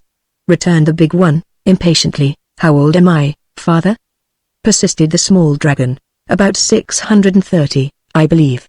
"Ask your mother." "No, don't," said an old dragon in the background. "Haven't I enough worries, what with being wakened in the middle of a nap, without being obliged to keep track of my children's ages? You've been fast asleep for over 60 years, mother," said the child dragon. "How long a nap do you wish? I should have slept 40 years longer.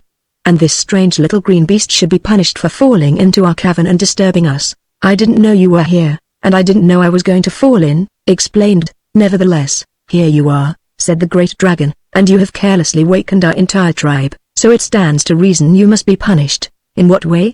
inquired the green monkey, trembling a little. "Give me time and I'll think of a way." "You're in no hurry, are you?" asked the great dragon. "No, indeed," cried. "Take your time. I'd much rather you'd all go to sleep again, and punish me when you wake up in 100 years or so. Let me eat him," pleaded the littlest dragon. "He is too small," said the father. "To eat this one green monkey would only serve to make you hungry for more, and there are no more. Quit this chatter and let me get to sleep," protested another dragon, yawning in a fearful manner, for when he opened his mouth a sheet of flame leapt forth from it and made jump back to get out of its way. In his jump he bumped against the nose of a dragon behind him, which opened its mouth to growl and shot another sheet of flame at him. The flame was bright, but not very hot, yet it screamed with terror and sprang forward with a great bound.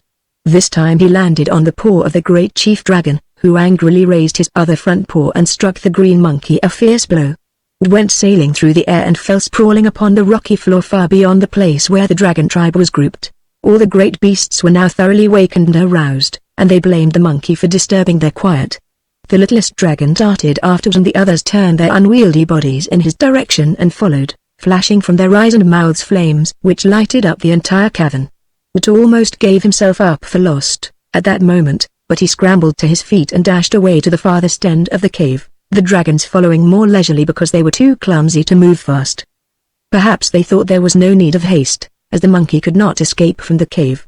But, away up at the end of the place, the cavern floor was heaped with tumbled rocks, so, with an agility born of fear, climbed from rock to rock until he found himself crouched against the cavern roof. There he waited, for he could go no farther, while on over the tumbled rocks slowly crept the dragons, the littlest one coming first because he was hungry as well as angry. The beasts had almost reached him when, remembering his lace apron, now sadly torn and soiled, recovered his wits and shouted, "Open!"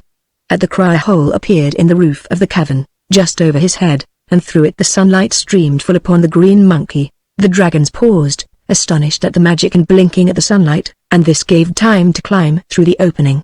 As soon as he reached the surface of the earth the hole closed again, and the boy monkey realized, with a thrill of joy, that he had seen the last of the dangerous dragon family. He sat upon the ground, still panting hard from his exertions, when the bushes before him parted and his former enemy, the jaguar, appeared. "Don't run," said the woodland beast, as it sprang up. "You are perfectly safe, so far as I am concerned, for since you so mysteriously disappeared I have had my breakfast. I am now on my way home to sleep the rest of the day." "Oh, indeed," returned the green monkey, in a tone both sorry and startled. "Which of my friends did you manage to eat?" "None of them," returned the jaguar, with a sly grin. "Had a dish of magic scrambled eggs on toast, and it wasn't a bad feast, at all. There isn't room in me for even you, and I don't regret it because I judge, from your green color, that you are not ripe, and would make an indifferent meal. We jaguars have to be careful of our digestions. Farewell, friend monkey. Follow the path I made through the bushes and you will find your friends." With this the jaguar marched on his way and took his advice and followed the trail he had made until he came to the place where the little brown bear, and the tin owl, and the canary were conferring together and wondering what had become of their comrade, the green monkey. Chapter 10 Tommy Quickstep. "Our best plan," said the scarecrow bear, when the green monkey had related the story of his adventure with the dragons, "is to get out of this Gillikin country as soon as we can and try to find our way to the castle of Blinder, the good sorceress. There are too many dangers lurking here to suit me, and Glinda may be able to restore us to our proper forms. If we turn south now," the tin owl replied, "we might go straight into the Emerald City. That's a place I wish to avoid, for I'd hate to have my friends see me in this sad plight," and he blinked his eyes and fluttered his tin wings mournfully. "But I am certain we have passed beyond Emerald City," the canary assured him, sailing lightly around their heads. "So, should we turn south from here, we would pass into the Munchkin country, and continuing south we would reach the Quadling country where Glinda's castle is located." "Well, since you're sure of that, let's start right away," proposed the bear. "It's a long journey, at the best, and I'm getting tired of walking on four legs." "I thought you never tired, being stuffed with straw," said it. "I mean that it annoys me, to be obliged to go on all fours, when two legs are my proper walking equipment," replied the scarecrow. "I consider it beneath my dignity. In other words, my remarkable brains can tire, through humiliation, although my body cannot tire. That is one of the penalties of having brains," remarked the tin owl with a sigh. "I have had no brains since I was a man of meat, and so I never worry. Nevertheless, I prefer my former manly form to this owl's shape and would be glad to break Mrs. Yoop's enchantment as soon as possible. I am so noisy, just now, that I disturb myself," and he fluttered his wings with a clatter that echoed throughout the forest. So, being all of one mind, they turned southward, traveling steadily on until the woods were left behind and the landscape turned from purple tints to blue tints, which assured them they had entered the country of the Munchkins. "Now I feel myself more safe," said the scarecrow bear. "I know this country pretty well, having been made here by a Munchkin farmer and having wandered over these lovely blue lands many times. Seems to me, indeed, that I even remember that group of 3 tall trees ahead of us, and, if I do, We are not far from the home of my friend Ginger. Who is Ginger? Asked the green monkey. Haven't you heard of Ginger? Exclaimed the Scarecrow, in surprise. No, said it. Is Ginger a man, a woman, a beast or a bird? Ginger is a girl, explained the Scarecrow Bear. She's a fine girl, too, although a bit restless and liable to get excited. Once, a long time ago, she raised an army of girls and called herself General Ginger. With her army she captured the Emerald City, and drove me out of it, because I insisted that an army in Oz was highly improper. But Ozma punished the rash girl, and afterward Ginger and I became fast friends. Now Ginger lives peacefully on a farm, near here, and raises fields of cream puffs, chocolate caramels and macaroons. They say she's a pretty good farmer, and in addition to that she's an artist, and paints pictures so perfect that one can scarcely tell them from nature. She often repaints my face for me, when it gets worn or mussy, and the lovely expression I wore when the giantess transformed me was painted by Ginger only a month or so ago. It was certainly a pleasant expression. Agreed. Ginger can paint anything, continued the Scarecrow Bear, with enthusiasm, as they walked along together. Once, when I came to her house, my straw was old and crumpled, so that my body sagged dreadfully. I needed new straw to replace the old, but Ginger had no straw on all her ranch and I was really unable to travel farther until I had been restuffed. When I explained this to Ginger, the girl at once painted a straw stack which was so natural that I went to it and secured enough straw to fill all my body.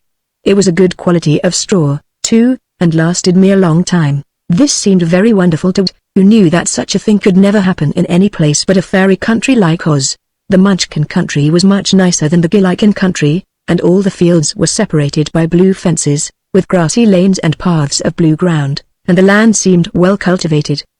They were on a little hill looking down upon this favored country, but had not quite reached the settled parts, when on turning a bend in the path they were halted by a form that barred their way, a more curious creature they had seldom seen, even in the land of Oz, where curious creatures abound.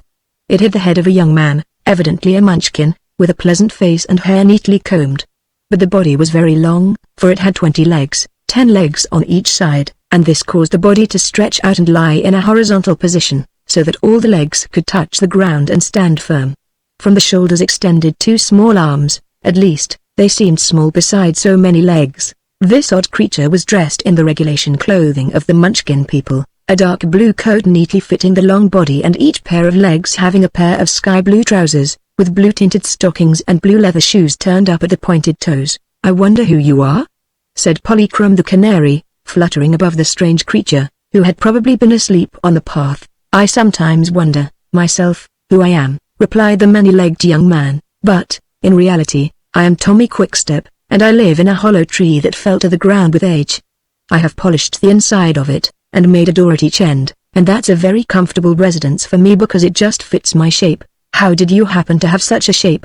asked the Scarecrow Bear, sitting on his haunches and regarding Tommy Quickstep with a serious look.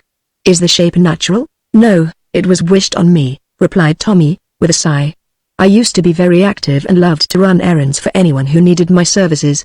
That was how I got my name of Tommy Quickstep. I could run an errand more quickly than any other boy, and so I was very proud of myself. One day, however, I met an old lady who was a fairy, or a witch, or something of the sort, and she said if I would run an errand for her, to carry some magic medicine to another old woman, she would grant me just one wish, whatever the wish happened to be. Of course I consented and, taking the medicine, I hurried away. It was a long distance, mostly uphill, and my legs began to grow weary.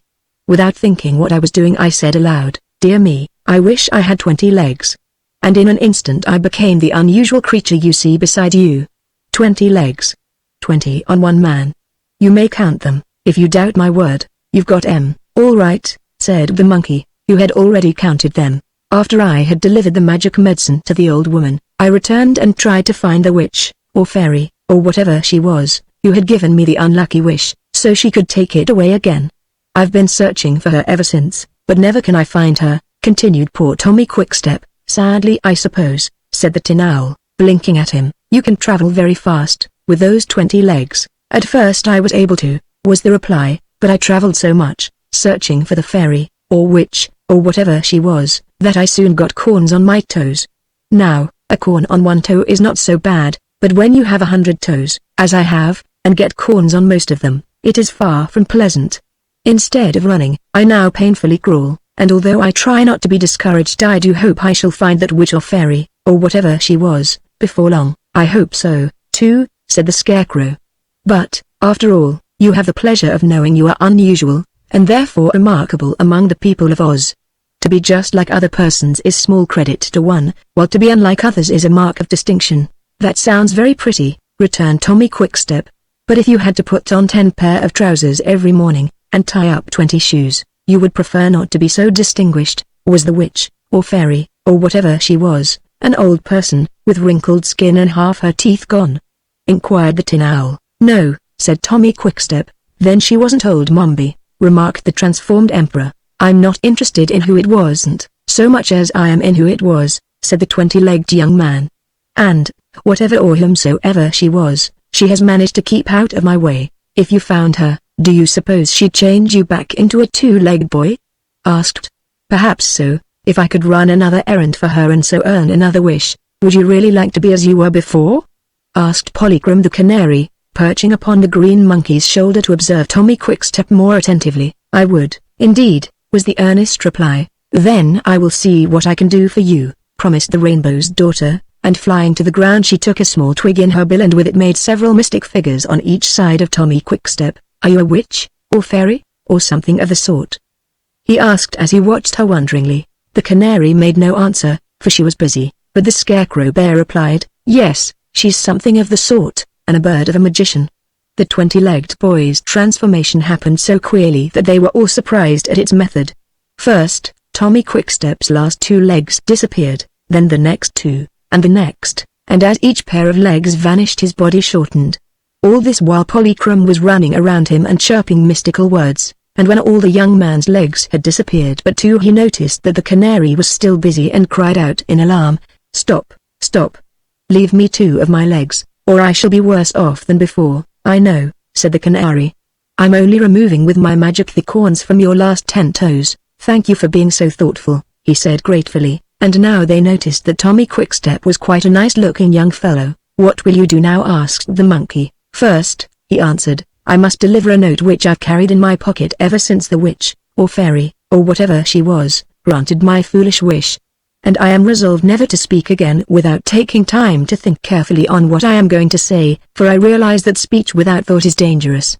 And after I have delivered the note, I shall run errands again for anyone who needs my services." So he thanked Polychrome again and started away in a different direction from their own, and that was the last they saw of Tommy Quickstep. Chapter 11 Ginger's Ranch. As they followed a path down the bluegrass hillside, the first house that met the view of the travelers was joyously recognized by the Scarecrow Bear as the one inhabited by his friend Ginger, so they increased their speed and hurried toward it. On reaching the place, however, they found the house deserted. The front door stood open, but no one was inside. In the garden surrounding the house were neat rows of bushes bearing green puffs and macaroons, some of which were still green, but others ripe and ready to eat. Farther back were fields of caramels, and all the land seemed well cultivated and carefully tended.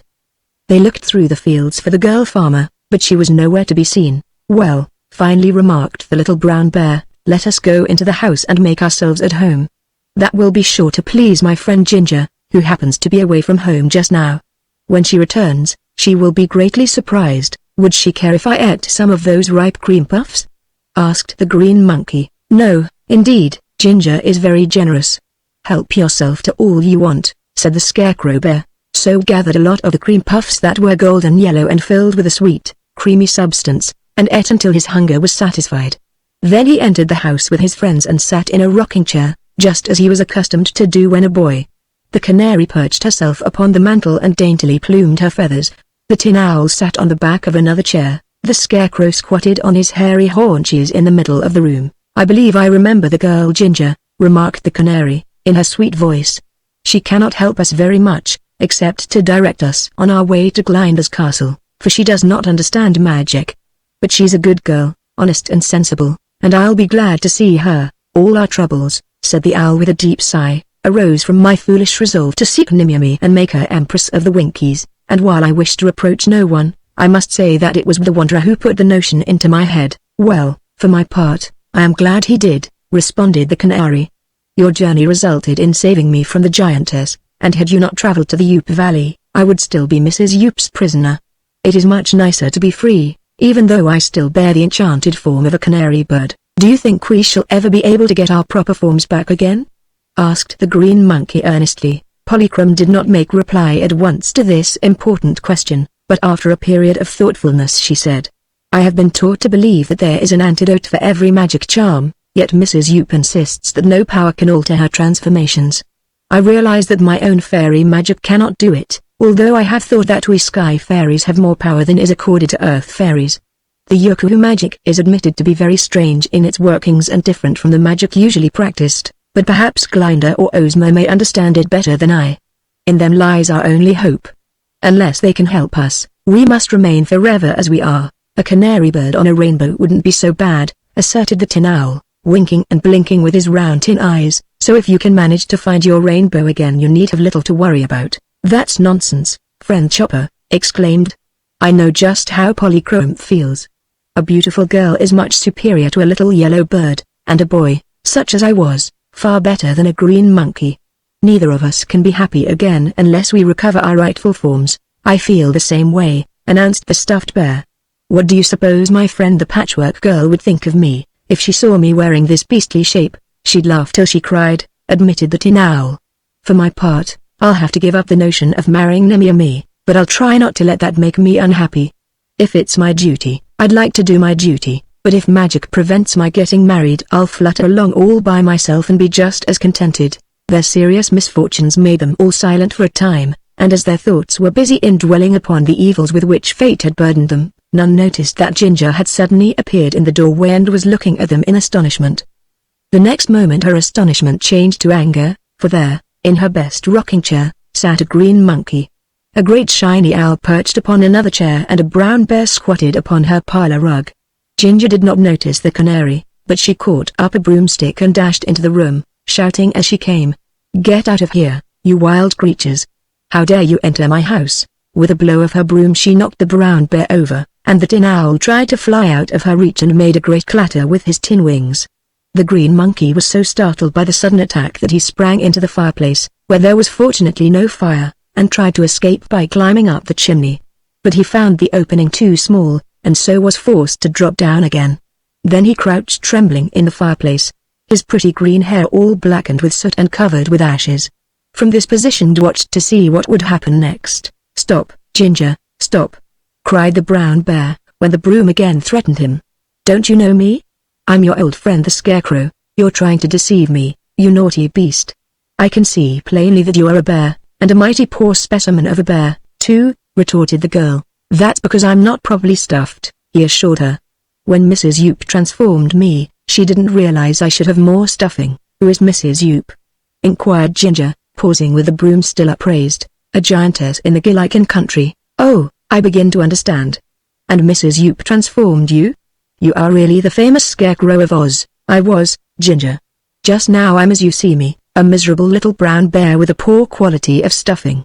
That Tin Owl is none other than our dear Tin Woodman, Nick Chopper, the Emperor of the Winkies, while this green monkey is a nice little boy we recently became acquainted with, the Wanderer, and I, said the canary, flying close to Ginger, am Polychrome, the daughter of the rainbow, in the form of a bird. Goodness me! Cried Ginger, amazed. The giantess must be a powerful sorceress, and as wicked as she is powerful. She's a Yookahoo, said Polychrome. Fortunately, we managed to escape from her castle, and we are now on our way to Glinda the Good to see if she possesses the power to restore us to our former shapes. Then I must beg your pardons, all of you must forgive me, said Ginger, putting away the broom. I took you to be a lot of wild, unmannerly animals, as was quite natural. You are very welcome to my home and I'm sorry I haven't the power to help you out of your troubles. Please use my house and all that I have, as if it were your own. At this declaration of peace, the bear got upon his feet and the owl resumed his perch upon the chair and the monkey crept out of the fireplace. Ginger looked at it critically, and scowled. For a green monkey, said she, you're the blackest creature I ever saw. And you'll get my nice clean room all dirty with soot and ashes. Whatever possessed you to jump up the chimney? I was scared, explained, somewhat ashamed. Well, you need renovating, and that's what will happen to you, right away. Come with me, she commanded. What are you going to do? Asked. Give you a good scrubbing, said Ginger. Now Neither boys nor monkeys relished being scrubbed, so shrank away from the energetic girl, trembling fearfully. But Ginger grabbed him by his paw and dragged him out to the backyard, where, in spite of his whines and struggles, she plunged him into a tub of cold water and began to scrub him with a stiff brush and a cake of yellow soap.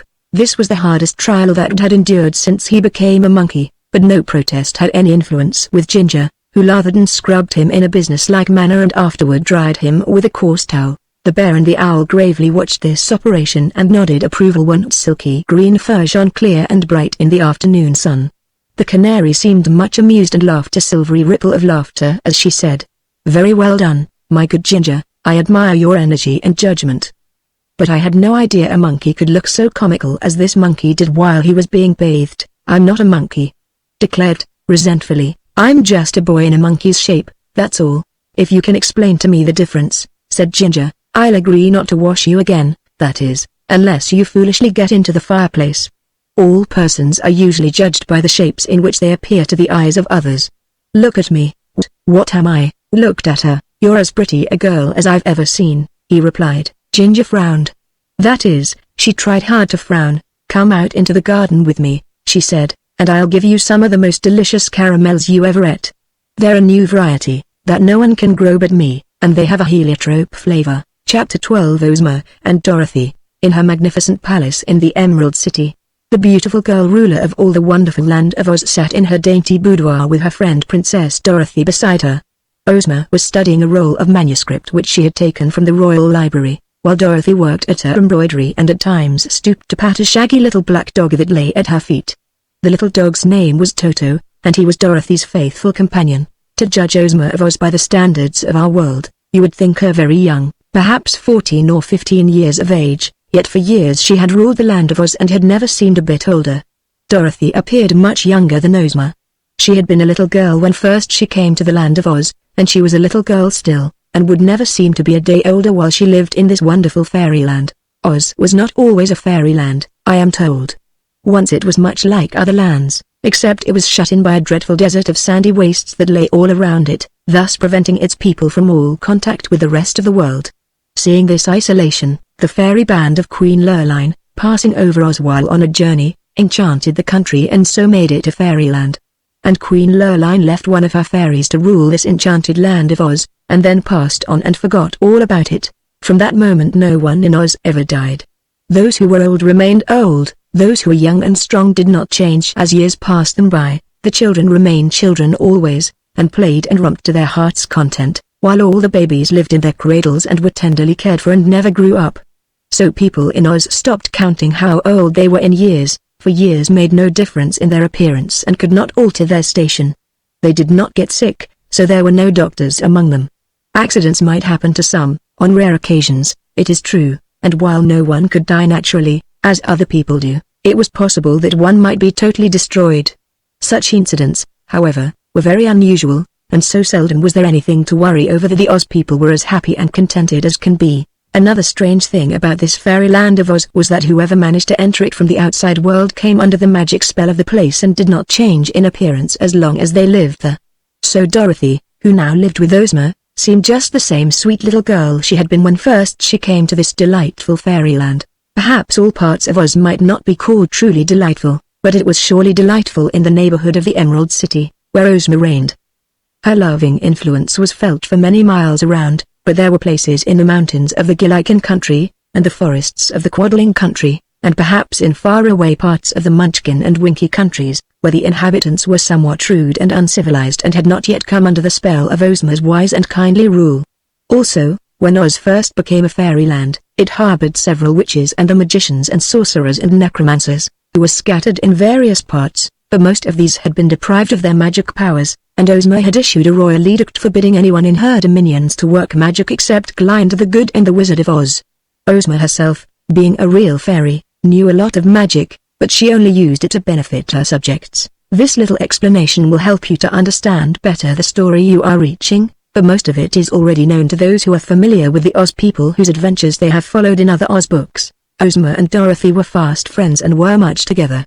Everyone in Oz loved Dorothy almost as well as they did their lovely ruler, for the little Kansas girl's good fortune had not spoiled her or rendered her at all vain.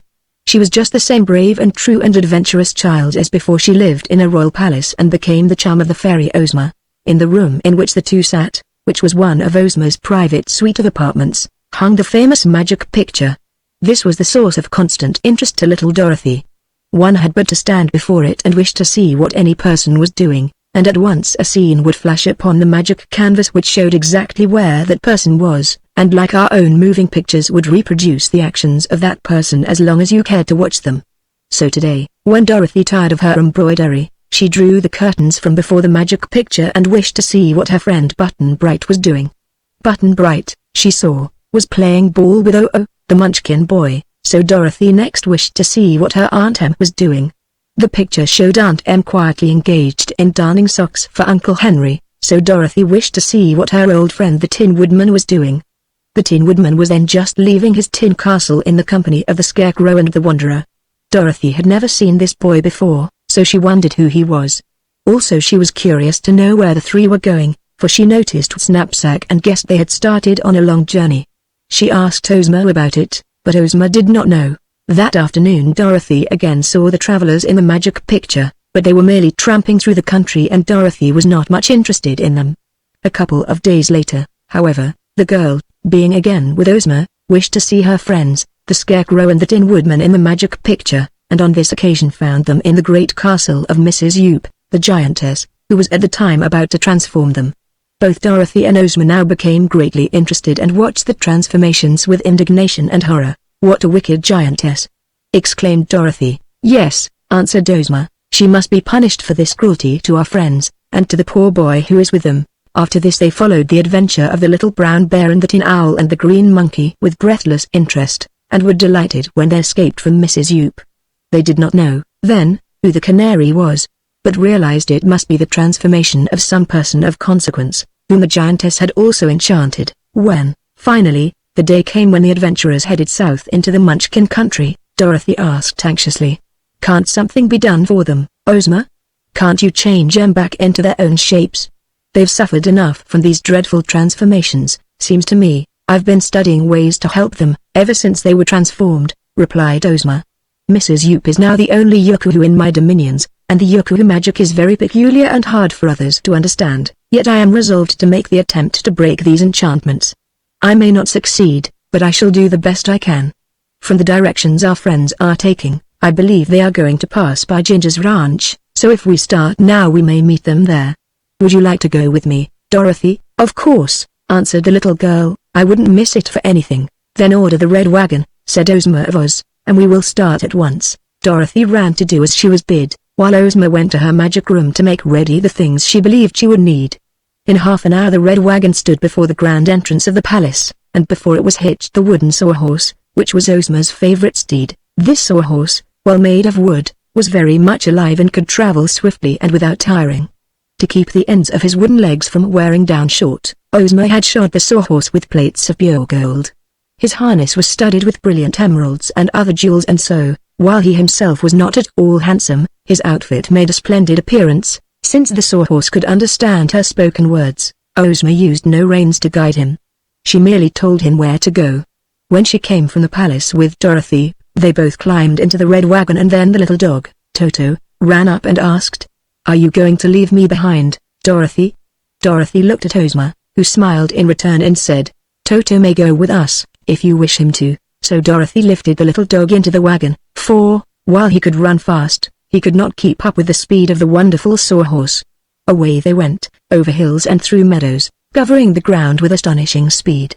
It is not surprising, therefore, that the red wagon arrived before Ginger's house just as that energetic young lady had finished scrubbing the green monkey and was about to lead him to the caramel patch. Chapter 13 The Restoration. The Tin Owl gave a hoot of delight when he saw the red wagon draw up before Ginger's house, and the brown bear grunted and growled with glee and trotted toward Ozma as fast as he could wobble. As for the canary, it flew swiftly to Dorothy's shoulder and perched there, saying in her ear, "Thank goodness you have come to our rescue." "But who are you?" asked Dorothy. "Don't you know?" returned the canary. "No, for the first time we noticed you in the magic picture. You were just a bird, as you are now. But we've guessed that the giant woman had transformed you, as she did the others." "Yes, I'm Polychrome, the Rainbow's daughter," announced the canary. "Goodness me. cried Dorothy. How dreadful. Well, I make a rather pretty bird, I think, returned Polychrome, but of course I'm anxious to resume my own shape and get back upon my rainbow. Ozma will help you, I'm sure, said Dorothy. How does it feel, Scarecrow, to be a bear? She asked, addressing her old friend. I don't like it, declared the Scarecrow Bear. This brutal form is quite beneath the dignity of a wholesome straw man. And think of me, said the Owl, perching upon the dashboard of the red wagon with much noisy clattering of his tin feathers. Don't I look horrid, Dorothy, with eyes several sizes too big for my body, and so weak that I ought to wear spectacles? Well, said Dorothy critically, as she looked him over, you're nothing to brag of, I must confess. But Ozma will soon fix you up again. The green monkey had hung back, bashful at meeting two lovely girls while in the form of a beast, but Ginge now took his hand and led him forward while she introduced him to Ozma, and managed to make a low bow, not really ungraceful, before her girlish majesty, the ruler of Oz. You have all been forced to endure a sad experience, said Ozma, and so I am anxious to do all in my power to break Mrs. Yoop's enchantments. But first tell me how you happened to stray into that lonely valley where Yoop Castle stands. Between them they related the object of their journey, the Scarecrow Bear telling of the Tin Woodman's resolve to find Nimmy and marry her, as a just reward for her loyalty to him. Told of their adventures with the loons of Loonville, and the Tin Owl described the manner in which they had been captured and transformed by the giantess. Then Polychrome related her story, and when all had been told, and Dorothy had several times reproved Toto for growling at the Tin Owl, Ozma remained thoughtful for a while, pondering upon what she had heard. Finally she looked up, and with one of her delightful smiles, said to the anxious group, I am not sure my magic will be able to restore every one of you, because your transformations are of such a strange and unusual character. Indeed, Mrs. Yoop was quite justified in believing no power could alter her enchantments. However, I am sure I can restore the Scarecrow to his original shape. He was stuffed with straw from the beginning, and even the Yookoohoo magic could not alter that. The giantess was merely able to make a bear's shape of a man's shape, but the bear is stuffed with straw, just as the man was. So I feel confident I can make a man of the bear again. Hurrah! Cried the brown bear, and tried clumsily to dance a jig of delight. As for the Tin Woodman, his case is much the same, resumed Ozma, still smiling. The power of the giantess could not make him anything but a tin creature, whatever shape she transformed him into, so it will not be impossible to restore him to his manly form. Anyhow, I shall test my magic at once, and see if it will do what I have promised. She drew from her bosom a small silver wand and, making passes with the wand over the head of the bear, she succeeded in the brief space of a moment in breaking his enchantment. The original Scarecrow of Oz again stood before them, well stuffed with straw and with his features nicely painted upon the bag which formed his head. The Scarecrow was greatly delighted, as you may suppose, and he strutted proudly around while the powerful fairy, Ozma of Oz, broke the enchantment that had transformed the Tin Woodman and made a Tin Owl into a Tin Man again. Now, then, chirped the canary, eagerly, I'm next, Ozma. But your case is different, replied Ozma, no longer smiling but wearing a grave expression on her sweet face. I shall have to experiment on you, Polychrome, and I may fail in all my attempts. She then tried 2 or 3 different methods of magic, hoping one of them would succeed in breaking Polychrome's enchantment, but still the rainbow's daughter remained a canary bird. Finally, however, she experimented in another way. She transformed the canary into a dove, and then transformed the dove into a speckled hen, and then changed the speckled hen into the rabbit, and then the rabbit into a fawn. And at the last, after mixing several powders and sprinkling them upon the fawn, the Yookoohoo enchantment was suddenly broken and before them stood one of the daintiest and loveliest creatures in any fairyland in the world. Polychrome was as sweet and merry in disposition as she was beautiful, and when she danced and capered around in delight, her beautiful hair floated around her like a golden mist and her many-hued raiment, as soft as cobwebs, reminded one of drifting clouds in a summer sky. Was so awed by the entrancing sight of this exquisite sky fairy that he quite forgot his own sad plight until he noticed Ozma's gazing upon him with an intent expression that denoted sympathy and sorrow. Dorothy whispered in her friend's ear, but the ruler of Oz shook her head sadly. Ginger, noticing this and understanding Ozma's looks, took the paw of the green monkey in her own hand and patted it softly. Never mind, she said to him. You are a very beautiful color, and a monkey can climb better than a boy and do a lot of other things no boy can ever do. What's the matter? Asked, a sinking feeling at his heart. Is Ozma's magic all used up? Ozma herself answered him. Your form of enchantment, my poor boy, she said pityingly. is different from that of the others. Indeed, it is a form that is impossible to alter by any magic known to fairies or yokus. The wicked giantess was well aware, when she gave you the form of a green monkey, that the green monkey must exist in the land of Oz for all future time. Drew a long sigh. "Well, that's pretty hard luck," he said bravely, "but if it can't be helped I must endure it, that's all. I don't like being a monkey. But what's the use of kicking against my fate?" They were all very sorry for him, and Dorothy anxiously asked Ozma, "Couldn't Glinda save him?" "No," was the reply. "Glinda's power in transformations is no greater than my own. Before I left my palace I went to my magic room and studied its case very carefully. I found that no power can do away with the green monkey.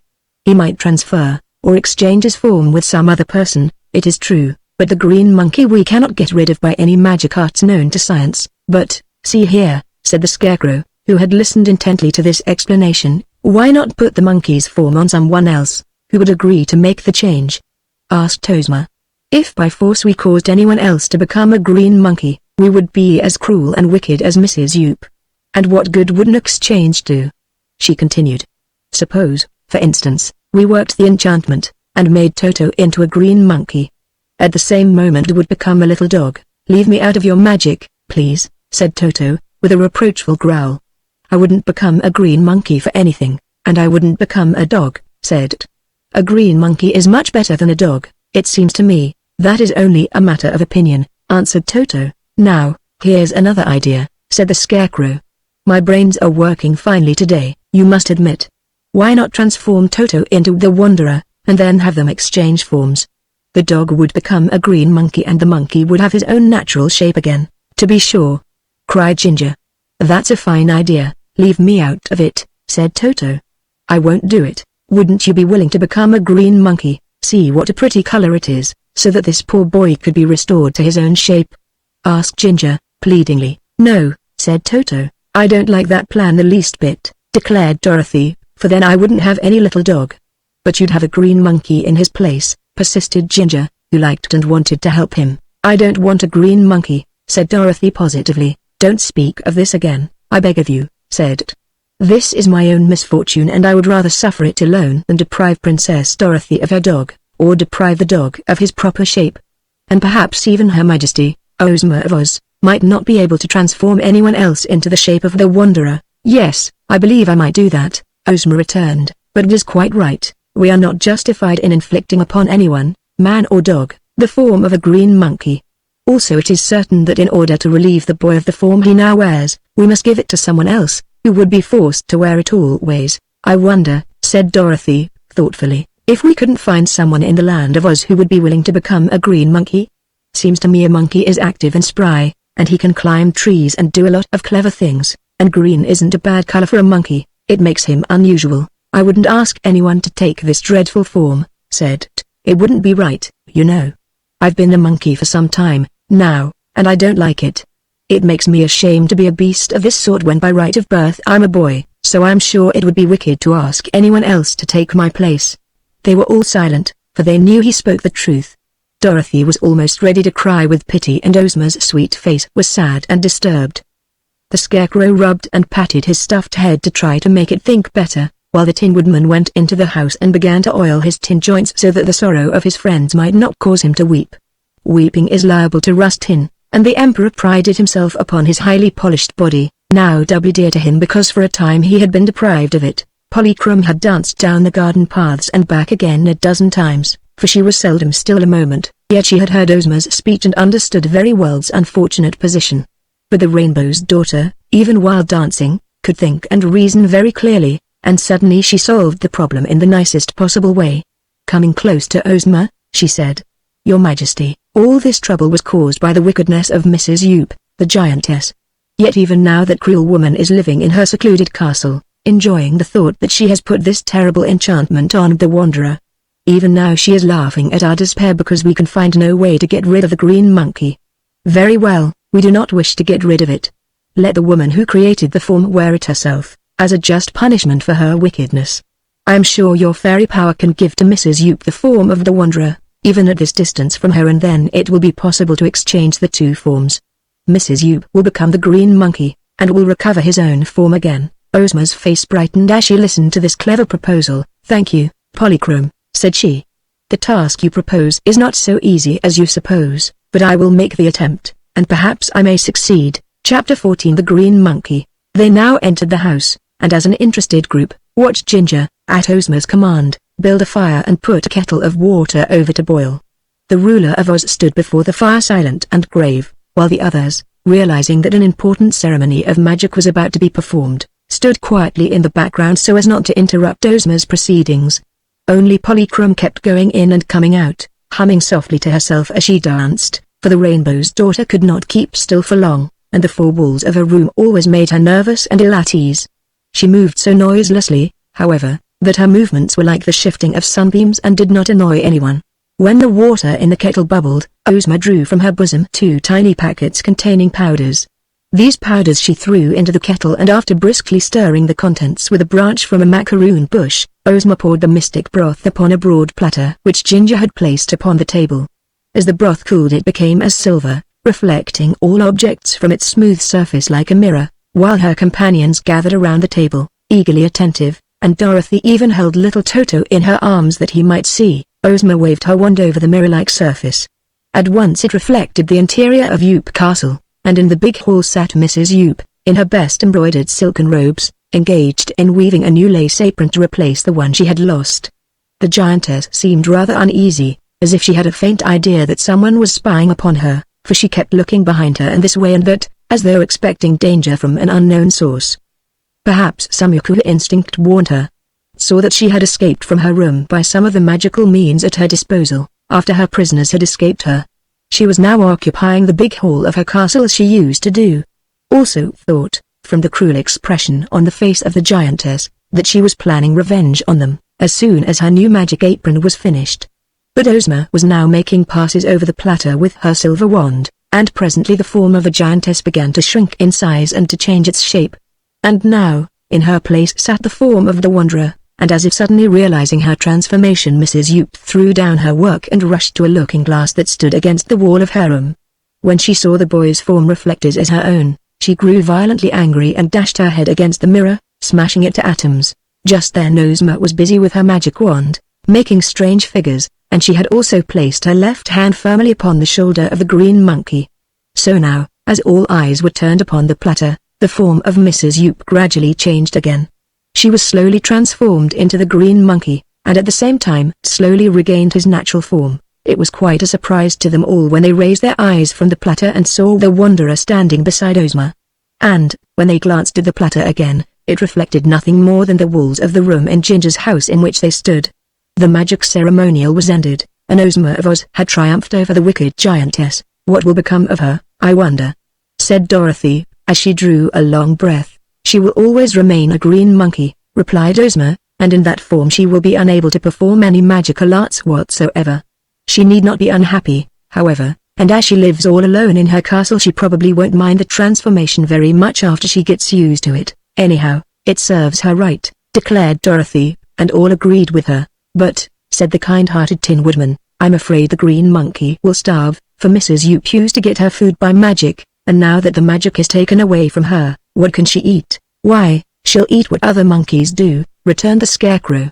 "Even in the form of a green monkey, she's a very clever person, and I'm sure her wits will show her how to get plenty to eat." "Don't worry about her," advised Dorothy. "She didn't worry about you, and her condition is no worse than the condition she imposed on Paul. She can't starve to death in the land of Oz, that's certain, and if she gets hungry at times it's no more than the wicked thing deserves.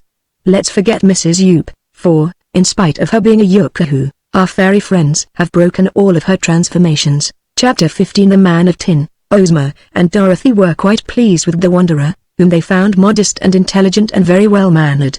The boy was truly grateful for his release from the cruel enchantment, and he promised to love, revere and defend the girl ruler of Oz forever afterward, as a faithful subject. "You may visit me at my palace, if you wish," said Ozma, "where I will be glad to introduce you to 2 other nice boys, the Munchkin and Button Bright." "Thank your majesty," replied, and then he turned to the Tin Woodman and inquired, "What are your further plans, Mr. Emperor?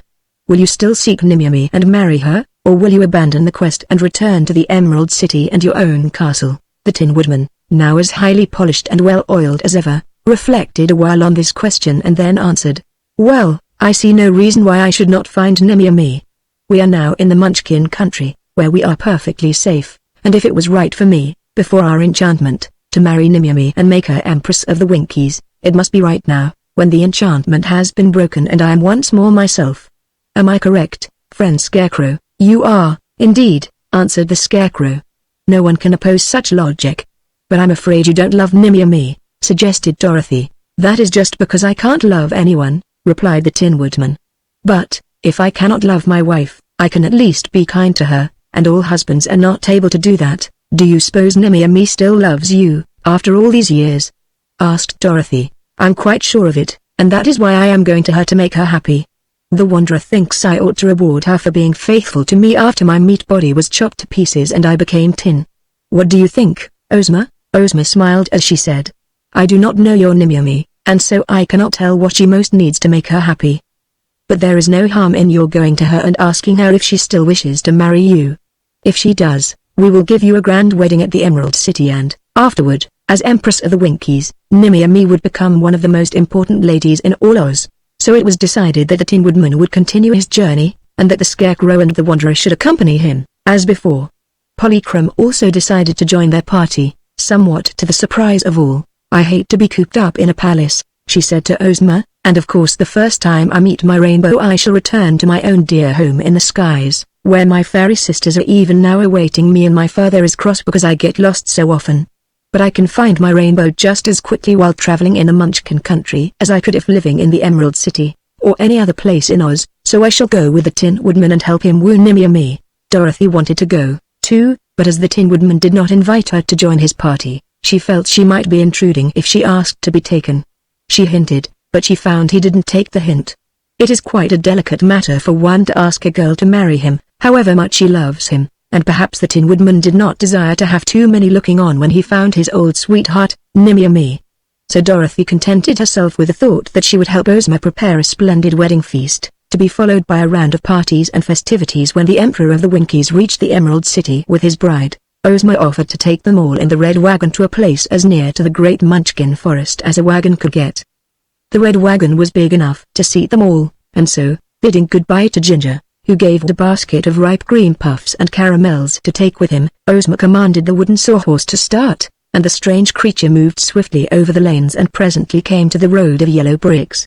This road led straight to a dense forest, where the path was too narrow for the Red Wagon to proceed farther, so here the party separated. Ozma and Dorothy and Toto returned to the Emerald City, after wishing their friends a safe and successful journey, while the Tin Woodman, the Scarecrow, the Wanderer and Polychrome, the Rainbow's daughter, prepared to push their way through the thick forest.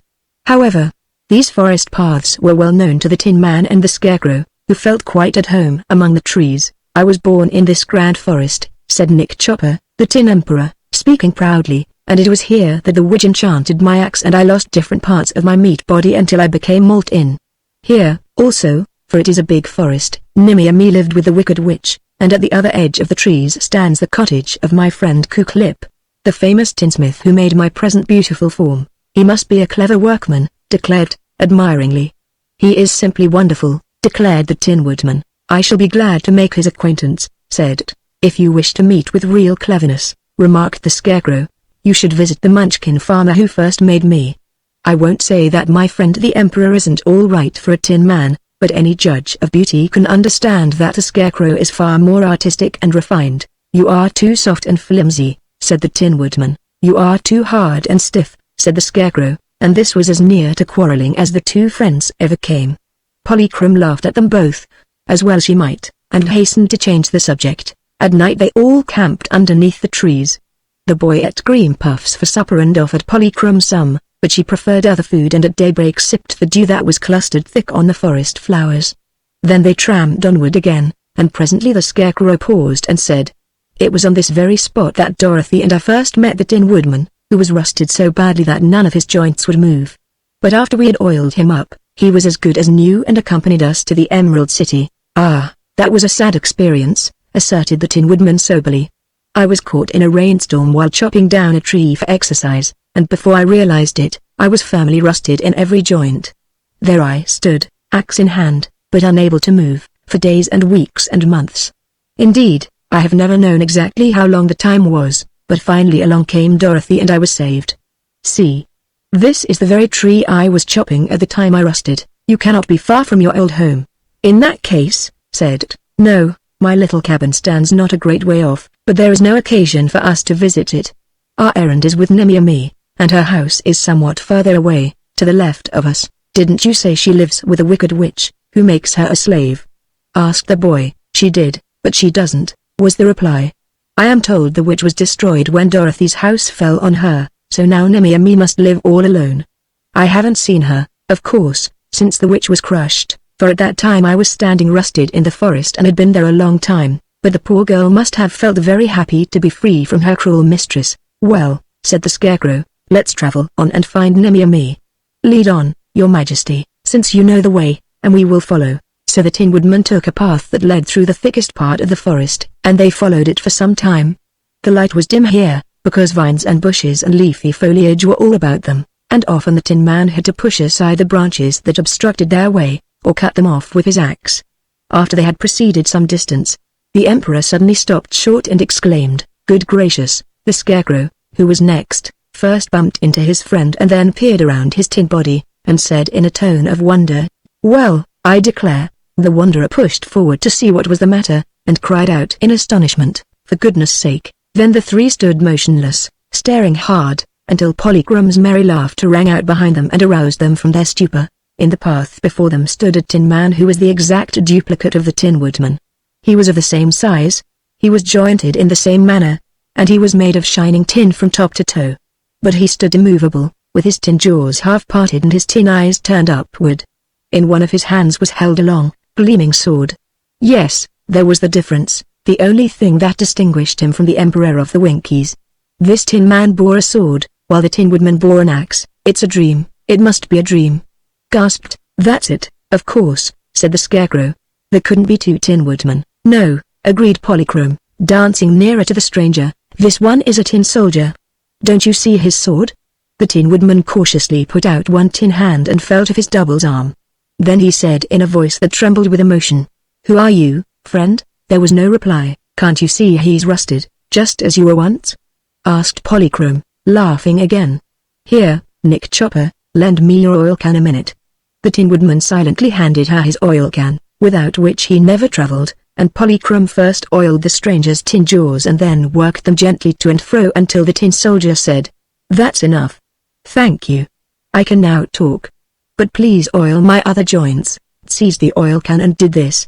But all the others helped wiggle the soldier's joints as soon as they were oiled, until they moved freely. The tin soldier seemed highly pleased at his release. He strutted up and down the path, saying in a high, thin voice, "The soldier is a splendid man, when marching on parade. And when he meets the enemy, he never is afraid. He rights the wrongs of nations. His country's flag defends. The foe he'll fight with great delight, but seldom fights his friends." Chapter 16 Captain Fighter, "Are you really a soldier?" asked, when they had all watched this strange tin person parade up and down the path and proudly flourish his sword. "I was a soldier," was the reply, "but I've been a prisoner to Mr. Rust so long that I don't know exactly what I am." "But, dear me," cried the Tin Woodman, sadly perplexed, "how came you to be made of tin?" "That," answered the soldier, "is a sad, sad story. I was in love with a beautiful Munchkin girl, who lived with a wicked witch. The witch did not wish me to marry the girl, so she enchanted my sword, which began hacking me to pieces. When I lost my legs I went to the tinsmith, Clip, and he made me some tin legs. When I lost my arms, Clip made me tin arms, and when I lost my head he made me this fine one out of tin. It was the same way with my body, and finally I was all tin. But I was not unhappy, for Clip made a good job of me, having had experience in making another tin man before me." "Yes," observed the Tin Woodman, "it was Clip who made me. But, tell me, what was the name of the Munchkin girl you were in love with?" "She is called Nimmy," said the tin soldier. Hearing this, they were all so astonished that they were silent for a time, regarding the stranger with wondering looks. Finally the Tin Woodman ventured to ask, "And did Nimmy return your love?" "Not at first," admitted the soldier. "When first I marched into the forest and met her, she was weeping over the loss of her former sweetheart, a woodman whose name was Nick Chopper." "That is me," said the Tin Woodman. "She told me he was nicer than a soldier, because he was all made of tin and shone beautifully in the sun. she said. A Tin Man appealed to her artistic instincts more than an ordinary meat man, as I was then. But I did not despair, because her tin sweetheart had disappeared, and could not be found. And finally Nemiami permitted me to call upon her and we became friends. It was then that the Wicked Witch discovered me and became furiously angry when I said I wanted to marry the girl. She enchanted my sword, as I said, and then my troubles began. When I got my tin legs, Nemiami began to take an interest in me. When I got my tin arms, she began to like me better than ever, and when I was all made of tin, she said I looked like her dear Nick Chopper and she would be willing to marry me. The day of our wedding was set, and it turned out to be a rainy day. Nevertheless I started out to get Nemiami, because the witch had been absent for some time, and we meant to elope before she got back. As I traveled the forest paths the rain wetted my joints, but I paid no attention to this because my thoughts were all on my wedding with beautiful Nemiami and I could think of nothing else until suddenly my legs stopped moving. Then my arms rusted at the joints and I became frightened and cried for help, for now I was unable to oil myself. No one heard my calls and before long my jaws rusted, and I was unable to utter another sound. So I stood helpless in this spot, hoping some wanderer would come my way and save me. But this forest path is seldom used, and I have been standing here so long that I have lost all track of time. In my mind I composed poetry and sang songs, but not a sound have I been able to utter. But this desperate condition has now been relieved by your coming my way and I must thank you for my rescue. This is wonderful," said the Scarecrow, heaving a stuffy, long sigh. "I think Ku Klip was wrong to make two tin men, just alike, and the strangest thing of all is that both you tin men fell in love with the same girl." "As for that," returned the soldier, seriously, "I must admit I lost my ability to love when I lost my meat heart. Ku Klip gave me a tin heart, to be sure, but it doesn't love anything, as far as I can discover, and merely rattles against my tin ribs, which makes me wish I had no heart at all. Yet, in spite of this condition, you were going to marry Nemiami? Well, you see I had promised to marry her, and I am an honest man and always tried to keep my promises. I didn't like to disappoint the poor girl, who had been disappointed by one tin man already. That was not my fault," declared the Emperor of the Winkies, and then he related how he, also, had rusted in the forest and after a long time had been rescued by Dorothy and the Scarecrow and had traveled with them to the Emerald City in search of a heart that could love. "If you have found such a heart, sir," said the soldier, "I will gladly allow you to marry Nemiami in my place. If she loves you best, sir," answered the Woodman, "I shall not interfere with your wedding her. For, to be quite frank with you, I cannot yet love Nemiami as I did before I became tin. Still, one of you ought to marry the poor girl," remarked, "and, if she likes tin men, there is not much choice between you." "Why don't you draw lots for her?" "That wouldn't be right," said the Scarecrow. "The girl should be permitted to choose her own husband," asserted Polychrome. "You should both go to her and allow her to take her choice. Then she will surely be happy." "That, to me, seems a very fair arrangement," said the Tin Soldier. "I agree to it," said the Tin Woodman, shaking the hand of his twin to show the matter was settled. "May I ask your name, sir?"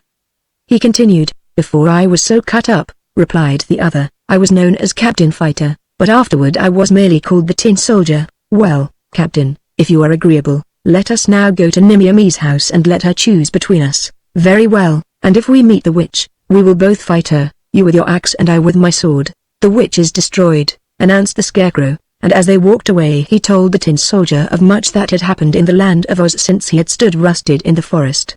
"I must have stood the longer than I had imagined," he said thoughtfully. Chapter 17 The Workshop of Ku Klip. It was not more than a 2 hours' journey to the house where Nemiami had lived, but when our travelers arrived there they found the place deserted. The door was partly off its hinges.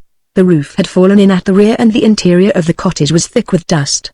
Not only was the place vacant, but it was evident that no one had lived there for a long time. "I suppose," said the Scarecrow, as they all stood looking wonderingly at the ruined house, "that after the Wicked Witch was destroyed, Nemiami became lonely and went somewhere else to live. One could scarcely expect a young girl to live all alone in a forest," added.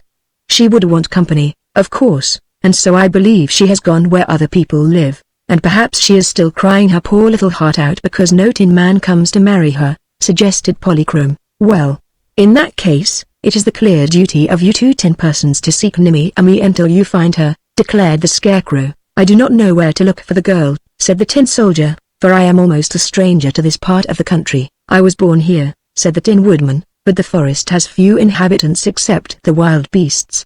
I cannot think of anyone living near here with whom Nimmy and me might care to live. Why not go to Clip and ask him what has become of the girl?" proposed Polychrome. That struck them all as being a good suggestion, so once more they started to tramp through the forest, taking the direct path to Clip's house, for both the Tin twins knew the way. Having followed it many times, Clip lived at the far edge of the great forest, his house facing the broad plains of the Munchkin country that lay to the eastward. But, when they came to this residence by the forest's edge, the tinsmith was not at home. It was a pretty place, all painted dark blue with trimmings of lighter blue. There was a neat blue fence around the yard and several blue benches had been placed underneath the shady blue trees which marked the line between forest and plain. There was a blue lawn before the house, which was a good-sized building. Clip lived in the front part of the house and had his workshop in the back part, where he had also built a lean-to addition, in order to give him more room. Although they found the tinsmith absent on their arrival, there was smoke coming out of his chimney, which proved that he would soon return, and perhaps Nimmy and me will be with him, said the Scarecrow in a cheerful voice. While they waited, the Tin Woodman went to the door of the workshop and, finding it unlocked, entered and looked curiously around the room where he had been made. "It seems almost like home to me," he told his friends, who had followed him in. "The first time I came here I had lost a leg, so I had to carry it in my hand while I hopped on the other leg all the way from the place in the forest where the enchanted axe cut me. I remember that old Clip carefully put my meat leg into a barrel. I think that is the same barrel, still standing in the corner yonder, and then at once he began to make a tin leg for me. He worked fast and with skill, and I was much interested in the job. My experience was much the same," said the Tin Soldier. "I used to bring all the parts of me, which the enchanted sword had cut away, here to the tinsmith, and Clip would put them into the barrel. I wonder," said T, "if those cast-off parts of you two unfortunates are still in that barrel in the corner." "I suppose so," replied the Tin Woodman. "In the land of Oz no part of a living creature can never be destroyed." "If that is true, how was that wicked witch destroyed?" inquired. "Why, she was very old and was all dried up and withered before Oz became a fairyland," explained the Scarecrow. "Only her magic arts had kept her alive so long, and when Dorothy's house fell upon her she just turned to dust, and was blown away and scattered by the wind. I do not think, however, that the parts cut away from these two young men could ever be entirely destroyed, and, if they are still in those barrels, they are likely to be just the same as when the enchanted axe or sword severed them. It doesn't matter, however," said the Tin Woodman, "our tin bodies are more brilliant and durable, and quite satisfy us." "Yes, the tin bodies are best," agreed the Tin Soldier. "Nothing can hurt them, unless they get dented or rusted," said T. But both the Tin Men frowned on him. Scraps of tin, of all shapes and sizes, lay scattered around the workshop. Also there were hammers and anvils and soldering irons and a charcoal furnace and many other tools such as a tinsmith works with. Against two of the side walls had been built stout workbenches, and in the center of the room was a long table. At the end of the shop, which adjoined the dwelling, were several cupboards. After examining the interior of the workshop until his curiosity was satisfied, he said, "I think I will go outside until Clip comes. It does not seem quite proper for us to take possession of his house while he is absent." "That is true," agreed the Scarecrow, and they were all about to leave the room when the Tin Woodman said, "Wait a minute," and they halted in obedience to the command. Chapter 18 The Tin Woodman talks to himself. The Tin Woodman had just noticed the cupboards and was curious to know what they contained, so he went to one of them and opened the door. There were shelves inside, and upon one of the shelves, which was about on a level with his tin chin, the Emperor discovered a head. It looked like a doll's head, only it was larger, and he soon saw it was the head of some person. It was facing the Tin Woodman, and as the cupboard door swung back, the eyes of the head slowly opened and looked at him. The Tin Woodman was not at all surprised, for in the land of Oz one runs into magic at every turn. "Dear me," said the Tin Woodman, staring hard. "It seems as if I had met you, somewhere, before." "Good morning, sir, you have the advantage of me," replied the head. "I never saw you before in my life." "Still, your face is very familiar," persisted the Tin Woodman. "Pardon me, but may I ask if you, if you ever had a body?" "Yes, at one time," answered the head, "but that is so long ago I can't remember it." "Did you think, with a pleasant smile, that I was born just as I am? That a head would be created without a body?" "No, of course not," said the other. "But how came you to lose your body?" "Well, I can't recollect the details, you'll have to ask Clip about it," returned the head. "For, curious as it may seem to you, my memory is not good since my separation from the rest of me. I still possess my brains and my intellect is as good as ever, but my memory of some of the events I formerly experienced is quite hazy. How long have you been in this cupboard? Asked the Emperor. I don't know. Haven't you a name? Oh, yes, said the head. I used to be called Nick Chopper, when I was a woodman and cut down trees for a living. Good gracious! Cried the Tin Woodman in astonishment. If you are Nick Chopper's head, then you are me, or I'm you, or, what relation are we, anyhow? Don't ask me, replied the head. For my part, I'm not anxious to claim relationship with any common, manufactured article, like you. You may be all right in your class, but your class isn't my class. You're tin. The poor Emperor felt so bewildered that for a time he could only stare at his old head in silence. Then he said, I must admit that I wasn't at all bad looking before I became tin. You're almost handsome, for meat. If your hair was combed, you'd be quite attractive. How do you expect me to comb my hair without help? Demanded the head, indignantly.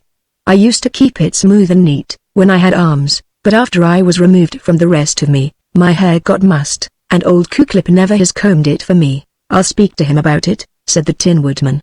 Do you remember loving a pretty munchkin girl named Nemiami? No, answered the head. That is a foolish question.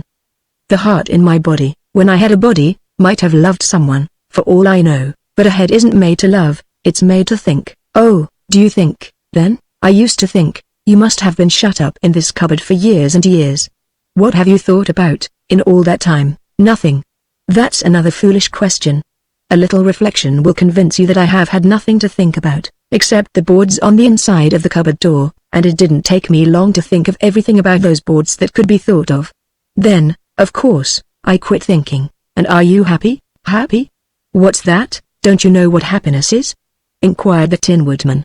I haven't the faintest idea whether it's round or square, or black or white, or what it is.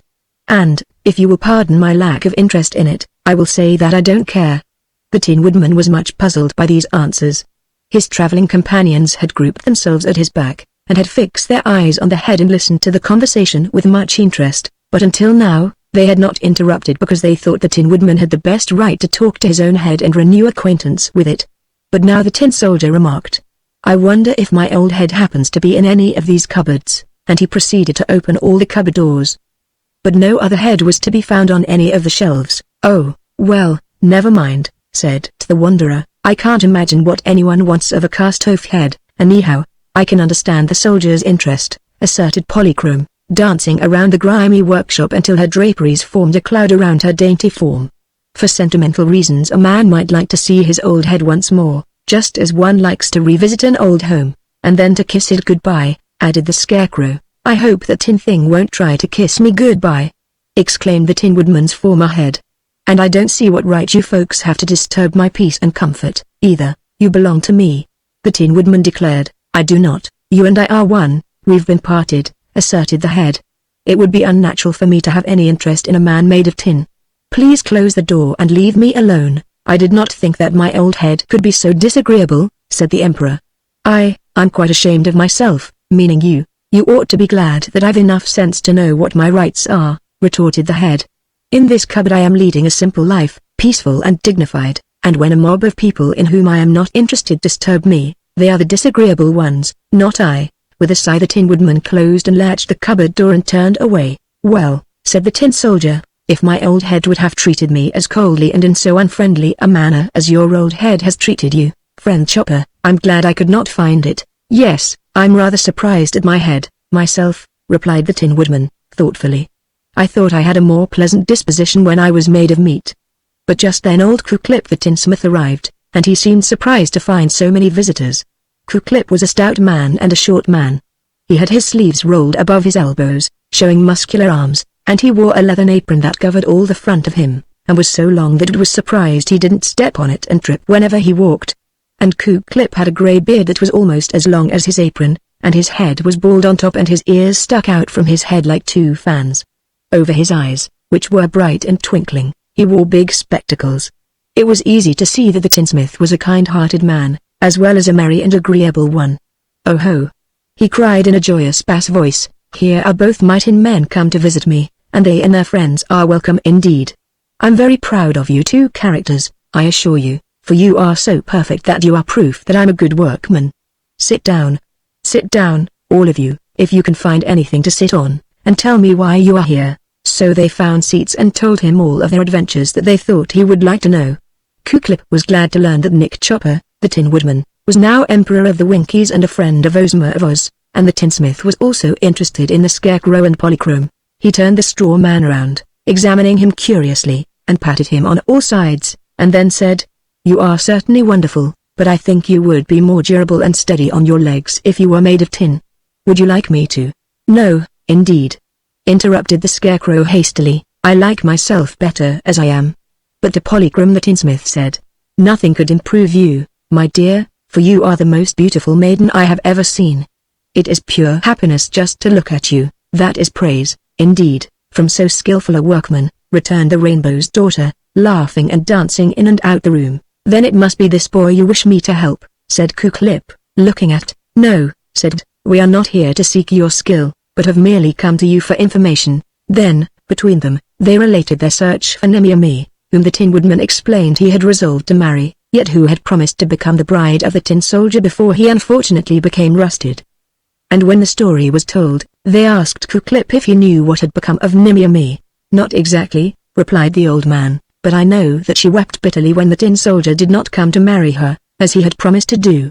The old witch was so provoked at the girl's tears that she beat Nimmy with her crooked stick and then hobbled away to gather some magic herbs, with which she intended to transform the girl into an old hag, so that no one would again love her or care to marry her. It was while she was away on this errand that Dorothy's house fell on the wicked witch, and she turned to dust and blew away. When I heard this good news, I sent Nimmy to find the silver shoes which the witch had worn, but Dorothy had taken them with her to the Emerald City. "Yes, we know all about those silver shoes," said the Scarecrow. "Well," continued Kuklip, "after that, Nimmy decided to go away from the forest and live with some people she was acquainted with who had a house on Mount Munch. I have never seen the girl since." "Do you know the name of the people on Mount Munch, with whom she went to live?" asked the Tin Woodman. "No, Nimmy did not mention her friend's name, and I did not ask her. She took with her all that she could carry of the goods that were in the witch's house, and she told me I could have the rest. But when I went there I found nothing worth taking except some magic powders that I did not know how to use, and a bottle of magic glue." "What is magic glue?" asked. "It is a magic preparation with which to mend people when they cut themselves. One time, long ago, I cut off one of my fingers by accident, and I carried it to the witch, who took down her bottle and glued it on again for me. See?" Showing them his finger, "It is as good as ever it was. No one else that I ever heard of had this magic glue, and of course when Nick Chopper cut himself to pieces with his enchanted axe and Captain Fighter cut himself to pieces with his enchanted sword, the witch would not mend them, or allow me to glue them together, because she had herself wickedly enchanted the axe and sword. Nothing remained but for me to make them new parts out of tin, but, as you see, tin answered the purpose very well, and I am sure their tin bodies are a great improvement on their meat bodies." "Very true," said the Tin Soldier. "I quite agree with you," said the Tin Woodman. "I happened to find my old head in your cupboard, a while ago, and certainly it is not as desirable a head as the tin one I now wear." "By the way," said the Tin Soldier, "whatever became of my old head, Kuklip? And of the different parts of our bodies?" added the Tin Woodman. "Let me think a minute," replied Kuklip. "If I remember right, you two boys used to bring me most of your parts, when they were cut off, and I saved them in that barrel in the corner. You must not have brought me all the parts, for when I made Chopfight I had hard work finding enough pieces to complete the job. I finally had to finish him with one arm." "Who is Chopfight?" inquired. "Oh, haven't I told you about Chopfight?" exclaimed Kuklip. "Of course not. And he's quite a curiosity, too. You'll be interested in hearing about Chopfight. This is how he happened. One day, after the witch had been destroyed and Nimmy had gone to live with her friends on Mount Munch, I was looking around the shop for something and came upon the bottle of magic glue which I had brought from the old witch's house. It occurred to me to piece together the odds and ends of you two people, which of course were just as good as ever, and see if I couldn't make a man out of them. If I succeeded, I would have an assistant to help me with my work, and I thought it would be a clever idea to put to some practical use the scraps of Nick Chopper and Captain Fighter. There were two perfectly good heads in my cupboard, and a lot of feet and legs and parts of bodies in the barrel, so I set to work to see what I could do. First, I pieced together a body, gluing it with the witch's magic glue, which worked perfectly. That was the hardest part of my job, however, because the bodies didn't match up well and some parts were missing. but by using a piece of Captain Fighter here and a piece of Nick Chopper there, I finally got together a very decent body, with heart and all the trimmings complete. Whose heart did you use in making?" asked the tin Woodman anxiously. "The body? I can't tell, for the parts had no tags on them and one heart looks much like another. After the body was completed, I glued 2 fine legs and feet onto it. One leg was Nick Chopper's and one was Captain Fighter's, and, finding one leg longer than the other, I trimmed it down to make them match. I was much disappointed to find that I had but one arm. There was an extra leg in the barrel, but I could find only one arm. Having glued this onto the body, I was ready for the head, and I had some difficulty in making up my mind which head to use. Finally I shut my eyes and reached out my hand toward the cupboard shelf, and the first head I touched I glued upon my new man. "It was mine," declared the tin soldier, gloomily. "No, it was mine," asserted Clip, "for I had given you another in exchange for it, the beautiful tin head you now wear." When the glue had dried, my man was quite an interesting fellow. I named him Chopfight, using a part of Nick Chopper's name and a part of Captain Fighter's name, because he was a mixture of both your cast-off parts. Chopfight was interesting, as I said, but he did not prove a very agreeable companion. He complained bitterly because I had given him but one arm, as if it were my fault, and he grumbled because the suit of blue Munchkin clothes, which I got for him from a neighbor, did not fit him perfectly. "Ah, that was because he was wearing my old head," remarked the tin soldier. "I remember that head used to be very particular about its clothes." As an assistant, the old tinsmith continued, Chopfight was not a success. He was awkward with tools and was always hungry. He demanded something to eat 6 or 8 times a day, so I wondered if I had fitted his insides properly. Indeed, Chopfight ate so much that little food was left for myself, so, when he proposed, one day, to go out into the world and seek adventures, I was delighted to be rid of him. I even made him a tin arm to take the place of the missing one, and that pleased him very much, so that we parted good friends. What became of Chopfight after that?" the Scarecrow inquired. "I never heard. He started off toward the east, into the plains of the Munchkin country, and that was the last I ever saw of him." "It seems to me," said the Tin Woodman reflectively, "that you did wrong in making a man out of our cast-off parts. It is evident that Chopfight could, with justice, claim relationship with both of us." "Don't worry about that," advised Clip cheerfully. "It is not likely that you will ever meet the fellow. And, if you should meet him, he doesn't know who he is made of, for I never told him the secret of his manufacture. Indeed, you are the only ones who know of it, and you may keep the secret to yourselves, if you wish to." "Never mind Chopfight," said the Scarecrow. "Our business now is to find poor Nimyami and let her choose her tin husband. To do that, it seems, from the information Clip has given us, we must travel to Mount Munch. If that's the program, let us start at once," suggested. So they all went outside, where they found Polychrome dancing about among the trees and talking with the birds and laughing as merrily as if she had not lost her rainbow and so been separated from all her fairy sisters. They told her they were going to Mount Munch, and she replied, "Very well, I am as likely to find my rainbow there as here, and any other place is as likely as there. It all depends on the weather. Do you think it looks like rain?" They shook their heads, and Polychrome laughed again and danced on after them when they resumed their journey. Chapter 19 The Invisible Country. They were proceeding so easily and comfortably on their way to Mount Munch that said in a serious tone of voice, "I'm afraid something is going to happen." "Why?" asked Polychrome, dancing around the group of travelers. "Because," said the boy, thoughtfully, "I've noticed that when we have the least reason for getting into trouble, something is sure to go wrong. Just now the weather is delightful, the grass is beautifully blue and quite soft to our feet, the mountain we are seeking shows clearly in the distance and there is no reason anything should happen to delay us in getting there.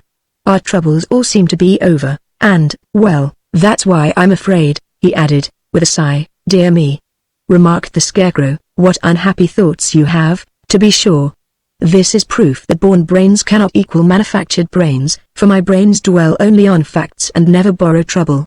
When there is occasion for my brains to think, they think, but I would be ashamed of my brains if they kept shooting out thoughts that were merely fears and imaginings, such as do no good, but are likely to do harm. For my part," said the Tin Woodman, "I do not think at all, but allow my velvet heart to guide me at all times." "The tinsmith filled my hollow head with scraps and clippings of tin," said the soldier, "and he told me they would do nicely for brains, but when I begin to think, the tin scraps rattle around and get so mixed that I'm soon bewildered. So I try not to think. My tin heart is almost as useless to me, for it is hard and cold, so I'm sure the red velvet heart of my friend Nick Chopper is a better guide. Thoughtless people are not unusual, observed the Scarecrow, but I consider them more fortunate than those who have useless or wicked thoughts and do not try to curb them. Your oil can, friend Woodman, is filled with oil. But you only apply the oil to your joints, drop by drop, as you need it, and do not keep spilling it where it will do no good. Thoughts should be restrained in the same way as your oil, and only applied when necessary, and for a good purpose. If used carefully, thoughts are good things to have. Polychrome laughed at him, for the Rainbow's daughter knew more about thoughts than the Scarecrow did. But the others were solemn, feeling they had been rebuked, and tramped on in silence. Suddenly, who was in the lead, looked around and found that all his comrades had mysteriously disappeared. But where could they have gone to? The broad plain was all about him and there were neither trees nor bushes that could hide even a rabbit, nor any hole for one to fall into. Yet there he stood, alone. Surprise had caused him to halt, and with a thoughtful and puzzled expression on his face he looked down at his feet. It startled him anew to discover that he had no feet. He reached out his hands, but he could not see them.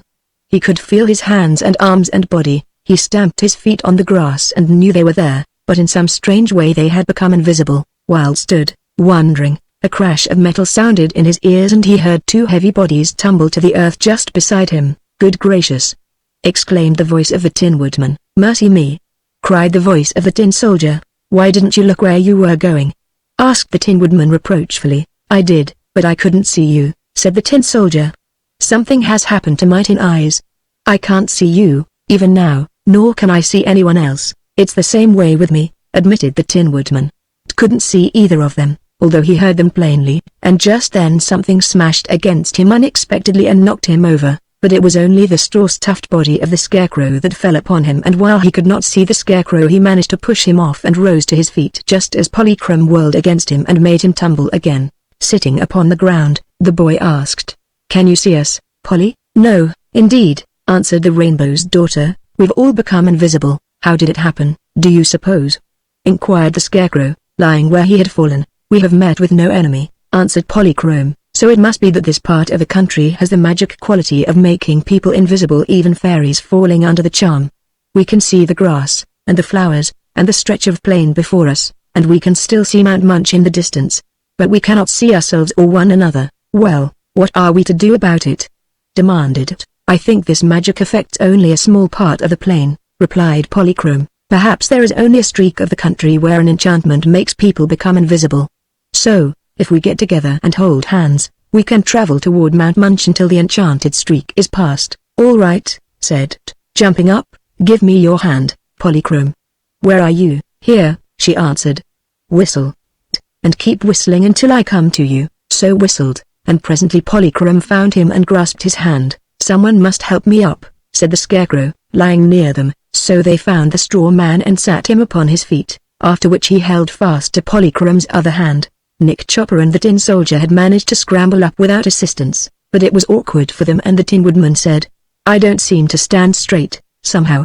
But my joints all work, so I guess I can walk." Guided by his voice, they reached his side, where grasped his tin fingers so they might keep together. The Tin Soldier was standing nearby and the Scarecrow soon touched him and took hold of his arm. "I hope you're not wobbly," said the straw man, "for if two of us walk unsteadily we will be sure to fall." "I'm not wobbly," the Tin Soldier assured him. "But I'm certain that one of my legs is shorter than the other. I can't see it, to tell what's gone wrong. But I'll limp on with the rest of you until we are out of this enchanted territory." They now formed a line, holding hands, and turning their faces toward Mount Munch resumed their journey. They had not gone far, however, when a terrible growl saluted their ears. The sound seemed to come from a place just in front of them, so they halted abruptly and remained silent, listening with all their ears. "I smell straw," cried a hoarse, harsh voice, with more growls and snarls. "I smell straw, and I'm a hippo giraffe who loves straw and eats all he can find. I want to eat this straw. Where is it? Where is it?" The Scarecrow, hearing this, trembled but kept silent. All the others were silent, too, hoping that the invisible beast would be unable to find them.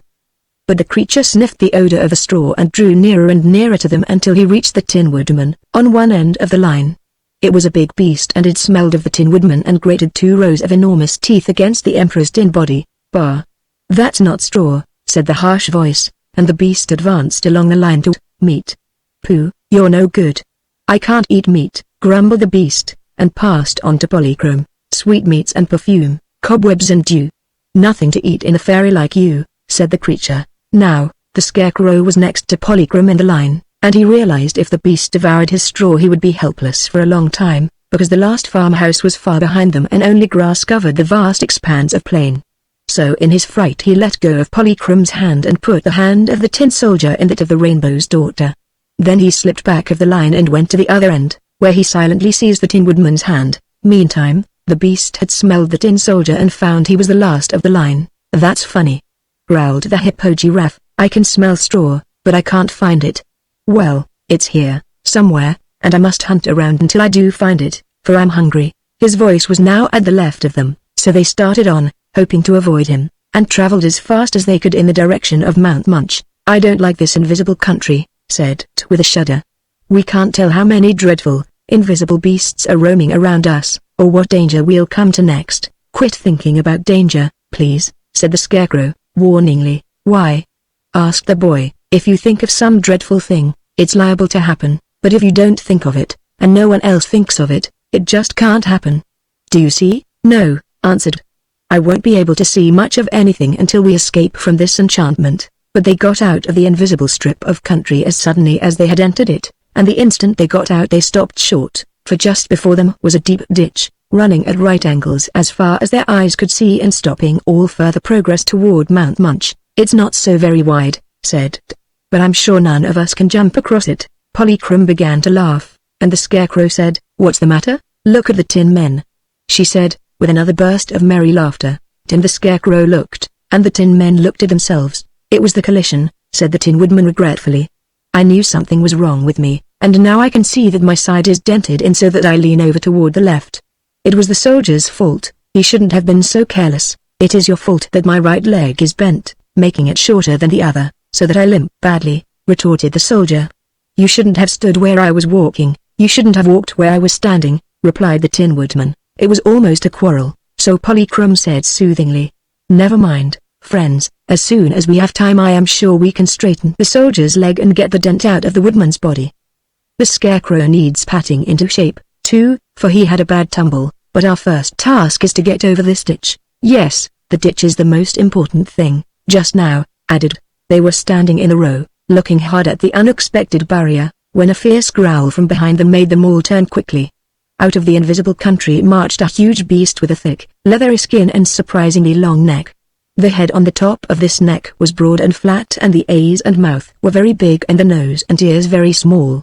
When the head was drawn down toward the beast's shoulders, the neck was all wrinkles, but the head could shoot up very high indeed, if the creature wished it to. Dear me! Exclaimed the Scarecrow, this must be the Hippo-Giraffe. Quite right, said the beast, and you're the straw which I'm to eat for my dinner. Oh, how I love straw!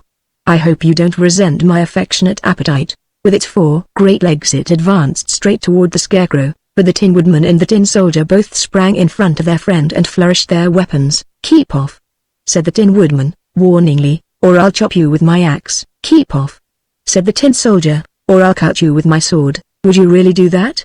Asked the Hippo-Giraffe, in a disappointed voice. We would, they both replied, and the Tin Woodman added, the Scarecrow is our friend, and he would be useless without his straw stuffing.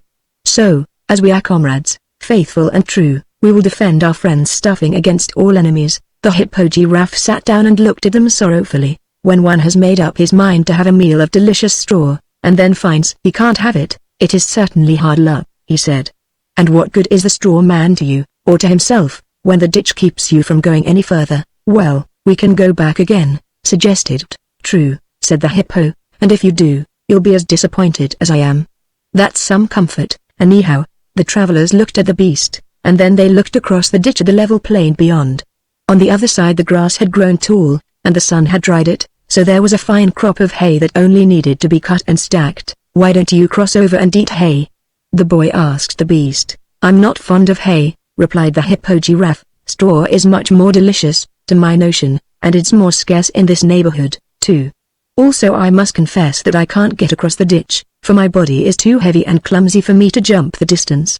I can stretch my neck across, though, and you will notice that I've nibbled the hay on the farther edge, not because I liked it, but because one must eat. and if one can't get the sort of food he desires, he must take what is offered or go hungry. "Ah, I see you are a philosopher," remarked the Scarecrow. "No, I'm just a hippogiraffe," was the reply. Polychrome was not afraid of the big beast. She danced close to him and said, "If you can stretch your neck across the ditch, why not help us over? We can sit on your big head, one at a time, and then you can lift us across." "Yes, I can, it is true," answered the hippo, "but I refuse to do it. Unless," he added, and stopped short. "Unless what?" asked Polychrome. "Unless you first allow me to eat the straw with which the Scarecrow is stuffed." "No," said the Rainbow's daughter, "that is too high a price to pay. Our friend's straw is nice and fresh, for he was restuffed only a little while ago." "I know," agreed the hippogiraffe. "That's why I want it. If it was old, musty straw, I wouldn't care for it." "Please lift us across," pleaded Polychrome. "No," replied the beast, "since you refuse my generous offer, I can be as stubborn as you are." After that they were all silent for a time. But then the Scarecrow said bravely, "Friends, let us agree to the beast's terms. Give him my straw, and carry the rest of me with you across the ditch. Once on the other side, the tin soldier can cut some of the hay with his sharp sword, and you can stuff me with that material until we reach a place where there is straw. It is true I have been stuffed with straw all my life and it will be somewhat humiliating to be filled with common hay, but I am willing to sacrifice my pride in a good cause. Moreover, to abandon our errand and so deprive the great Emperor of the Winkies, or this noble soldier, of his bride, would be equally humiliating, if not more so." "You're a very honest and clever man," exclaimed the hippogiraffe, admiringly. "When I have eaten your head, perhaps I also will become clever." "You're not to eat my head, you know," returned the Scarecrow hastily. "My head isn't stuffed with straw and I cannot part with it. When one loses his head he loses his brains." "Very well, then, you may keep your head," said the beast. The Scarecrow's companions thanked him warmly for his loyal sacrifice to their mutual good, and then he laid down and permitted them to pull the straw from his body. As fast as they did this, the hippogiraffe ate up the straw, and when all was consumed Polychrome made a neat bundle of the clothes and boots and gloves and hat and said she would carry them, while tucked the Scarecrow's head under his arm and promised to guard its safety. "Now, then," said the Tin Woodman, "keep your promise, beast, and lift us over the ditch." Mum, but that was a fine dinner," said the hippo, smacking his thick lips in satisfaction, "and I'm as good as my word. Sit on my head, one at a time, and I'll land you safely on the other side." He approached close to the edge of the ditch and squatted down. Polychrome climbed over his big body and sat herself lightly upon the flat head, holding the bundle of the Scarecrow's raiment in her hand. Slowly the elastic neck stretched out until it reached the far side of the ditch, when the beast lowered his head and permitted the beautiful fairy to leap to the ground, who made the queer journey next, and then the Tin Soldier and the Tin Woodman went over, and all were well pleased to have overcome this serious barrier to their progress. "Now, soldier, cut the hay," said the Scarecrow's head, which was still held by the Wanderer. "I'd like to, but I can't stoop over, with my bent leg, without falling," replied Captain Fighter. "What can we do about that leg, anyhow?" asked, appealing to Polychrome. She danced around in a circle several times without replying, and the boy feared she had not heard him, but the Rainbow's daughter was merely thinking upon the problem, and presently she paused beside the Tin Soldier and said, "I've been taught a little fairy magic, but I've never before been asked to mend tin legs with it, so I'm not sure I can help you. It all depends on the goodwill of my unseen fairy guardians, so I'll try, and if I fail, you will be no worse off than you are now." She danced around the circle again, and then laid both hands upon the twisted tin leg and sang in her sweet voice, "Fairy powers, come to my aid, this bent leg of tin is made. Make it straight and strong and true, and I'll render thanks to you." "Ah," murmured Captain Fighter in a glad voice, as she withdrew her hands and danced away, and they saw he was standing straight as ever, because his leg was as shapely and strong as it had been before his accident. The Tin Woodman had watched Polychrome with much interest, and he now said, "Please take the dent out of my side, Polly, for I am more crippled than was the soldier." So the Rainbow's daughter touched his side lightly and sang, "Here's a dent by accident. Such a thing was never meant. Fairy powers, so wondrous great. Make our dear Tin Woodman straight, good," cried the Emperor, again standing erect and strutting around to show his fine figure. "Your fairy magic may not be able to accomplish all things, sweet Polychrome, but it works splendidly on tin." "Thank you very much." The hay," pleaded the Scarecrow's head. "Oh, yes, the hay," said it. "What are you waiting for, Captain Fighter? At once the tin soldier set to work cutting hay with his sword, and in a few minutes there was quite enough with which to stuff the scarecrow's body. And Polychrome did this, and it was no easy task because the hay packed together more than straw, and as they had little experience in such work, their job, when completed, left the scarecrow's arms and legs rather bunchy.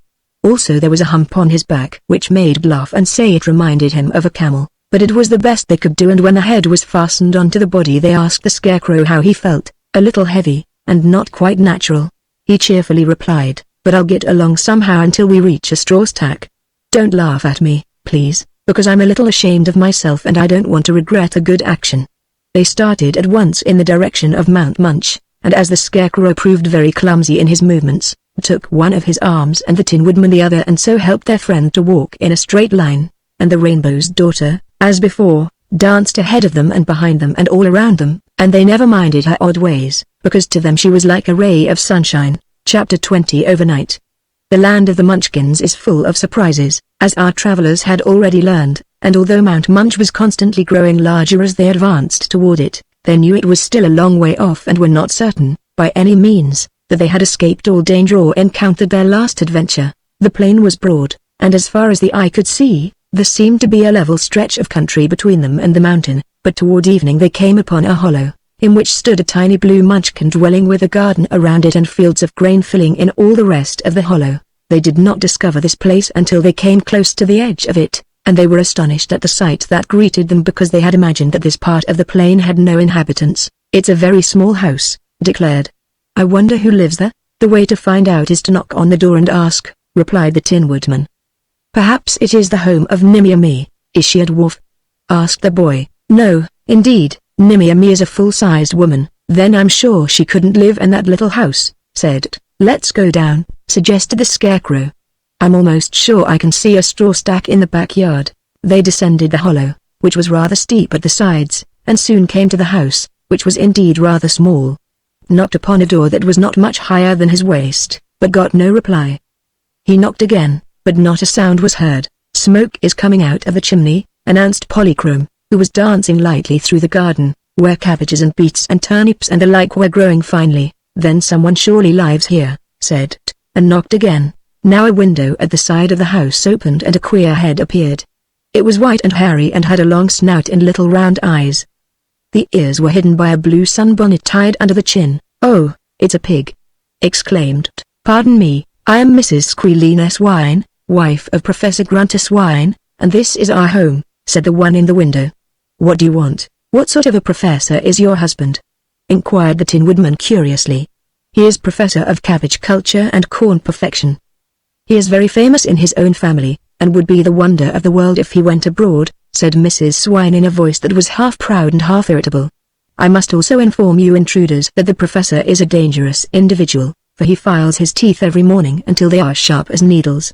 If you are butchers, you'd better run away and avoid trouble. We are not butchers, the Tin Woodman assured her. Then what are you doing with that axe?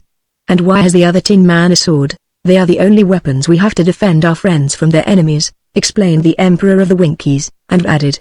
Do not be afraid of us, Mrs. Swine, for we are harmless travelers. The Tin Men and the Scarecrow never eat anything, and Polychrome feasts only on dewdrops. As for me, I'm rather hungry, but there is plenty of food in your garden to satisfy me. Professor Swine now joined his wife at the window, looking rather scared in spite of the boy's assuring speech. He wore a blue Munchkin hat, with pointed crown and broad brim, and big spectacles covered his eyes. He peeked around from behind his wife, and after looking hard at the strangers, he said, My wisdom assures me that you are merely travelers, as you say, and not butchers. Butchers have reason to be afraid of me, but you are safe. We cannot invite you in, for you are too big for our house. But the boy who eats is welcome to all the carrots and turnips he wants. Make yourselves at home in the garden and stay all night, if you like, but in the morning you must go away, for we are quiet people and do not care for company. May I have some of your straw?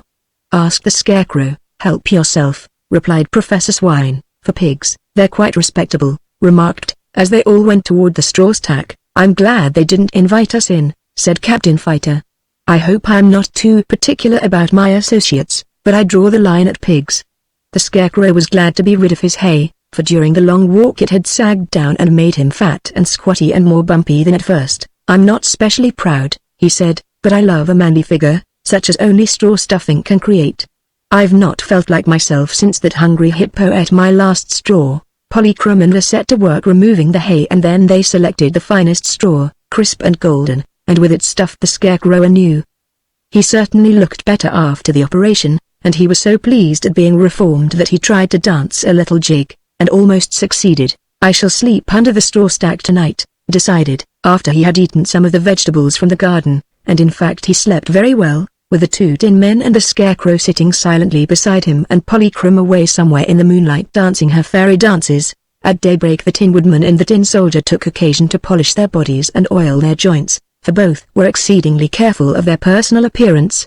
They had forgotten the quarrel due to their accidental bumping of one another in the invisible country, and being now good friends the Tin Woodman polished the Tin Soldier's back for him, and then the Tin Soldier polished the Tin Woodman's back. For breakfast the Wanderer ate crisp lettuce and radishes, and the Rainbow's daughter, who had now returned to her friends, sipped the dewdrops that had formed on the petals of the wildflowers. As they passed the little house to renew their journey, called out, "Goodbye, Mr. and Mrs. Swine." The window opened and the 2 pigs looked out. "A pleasant journey," said the professor. "Have you any children?" asked the Scarecrow, who was a great friend of children. "We have 9, answered the professor, "but they do not live with us, for when they were tiny piglets the Wizard of Oz came here and offered to care for them and to educate them. So we let him have our 9 tiny piglets, for he's a good wizard and can be relied upon to keep his promises." "I know the 9 tiny piglets," said the Tin Woodman. "So do I," said the Scarecrow. "They still live in the Emerald City, and the wizard takes good care of them and teaches them to do all sorts of tricks." "Did they ever grow up?" inquired Mrs. Squealine Swine, in an anxious voice. "No," answered the Scarecrow. "Like all other children in the land of Oz, they will always remain children, and in the case of the tiny piglets that is a good thing, because they would not be nearly so cute and cunning if they were bigger." "But are they happy?" asked Mrs. Swine. "Everyone in the Emerald City is happy," said the Tin Woodman. "They can't help it." Then the travelers said goodbye, and climbed the side of the basin that was toward Mount Munch. Chapter 21 Polychrome's Magic. On this morning, which ought to be the last of this important journey, our friends started away as bright and cheery as could be, and whistled a merry tune so that Polychrome could dance to the music. On reaching the top of the hill, the plain spread out before them in all its beauty of blue grasses and wildflowers, and Mount Munch seemed much nearer than it had the previous evening. They trudged on at a brisk pace, and by noon the mountain was so close that they could admire its appearance. Its slopes were partly clothed with pretty evergreens, and its foothills were tufted with a slender waving blue grass that had a tassel on the end of every blade. And, for the first time, they perceived, near the foot of the mountain, a charming house, not of great size but neatly painted and with many flowers surrounding it and vines climbing over the doors and windows. It was toward this solitary house that our travelers now directed their steps, thinking to inquire of the people who lived there where Nimmy might be found. There were no paths, but the way was quite open and clear, and they were drawing near to the dwelling when the Wanderer, who was then in the lead of the little party, halted with such an abrupt jerk that he stumbled over backward and lay flat on his back in the meadow.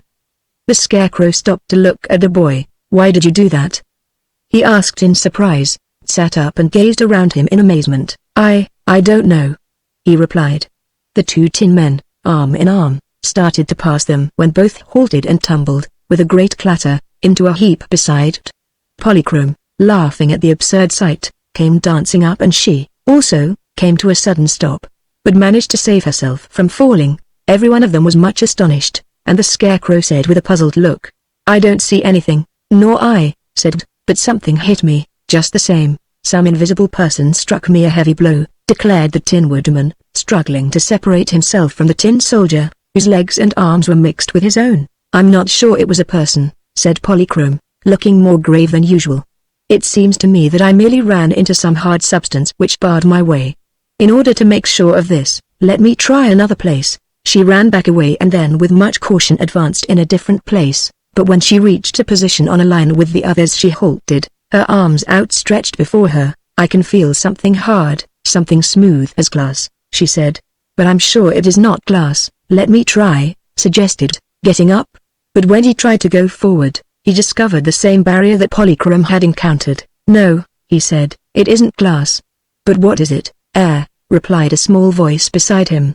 "Solid air, that's all." They all looked downward and found a sky-blue rabbit had stuck his head out of a burrow in the ground. The rabbit's eyes were a deeper blue than his fur, and the pretty creature seemed friendly and unafraid. "Air!" exclaimed, staring in astonishment into the rabbit's blue eyes. "Whoever heard of air so solid that one cannot push it aside?" "You can't push this air aside," declared the rabbit, "for it was made hard by powerful sorcery, and it forms a wall that is intended to keep people from getting to that house yonder." "Oh, it's a wall, is it?"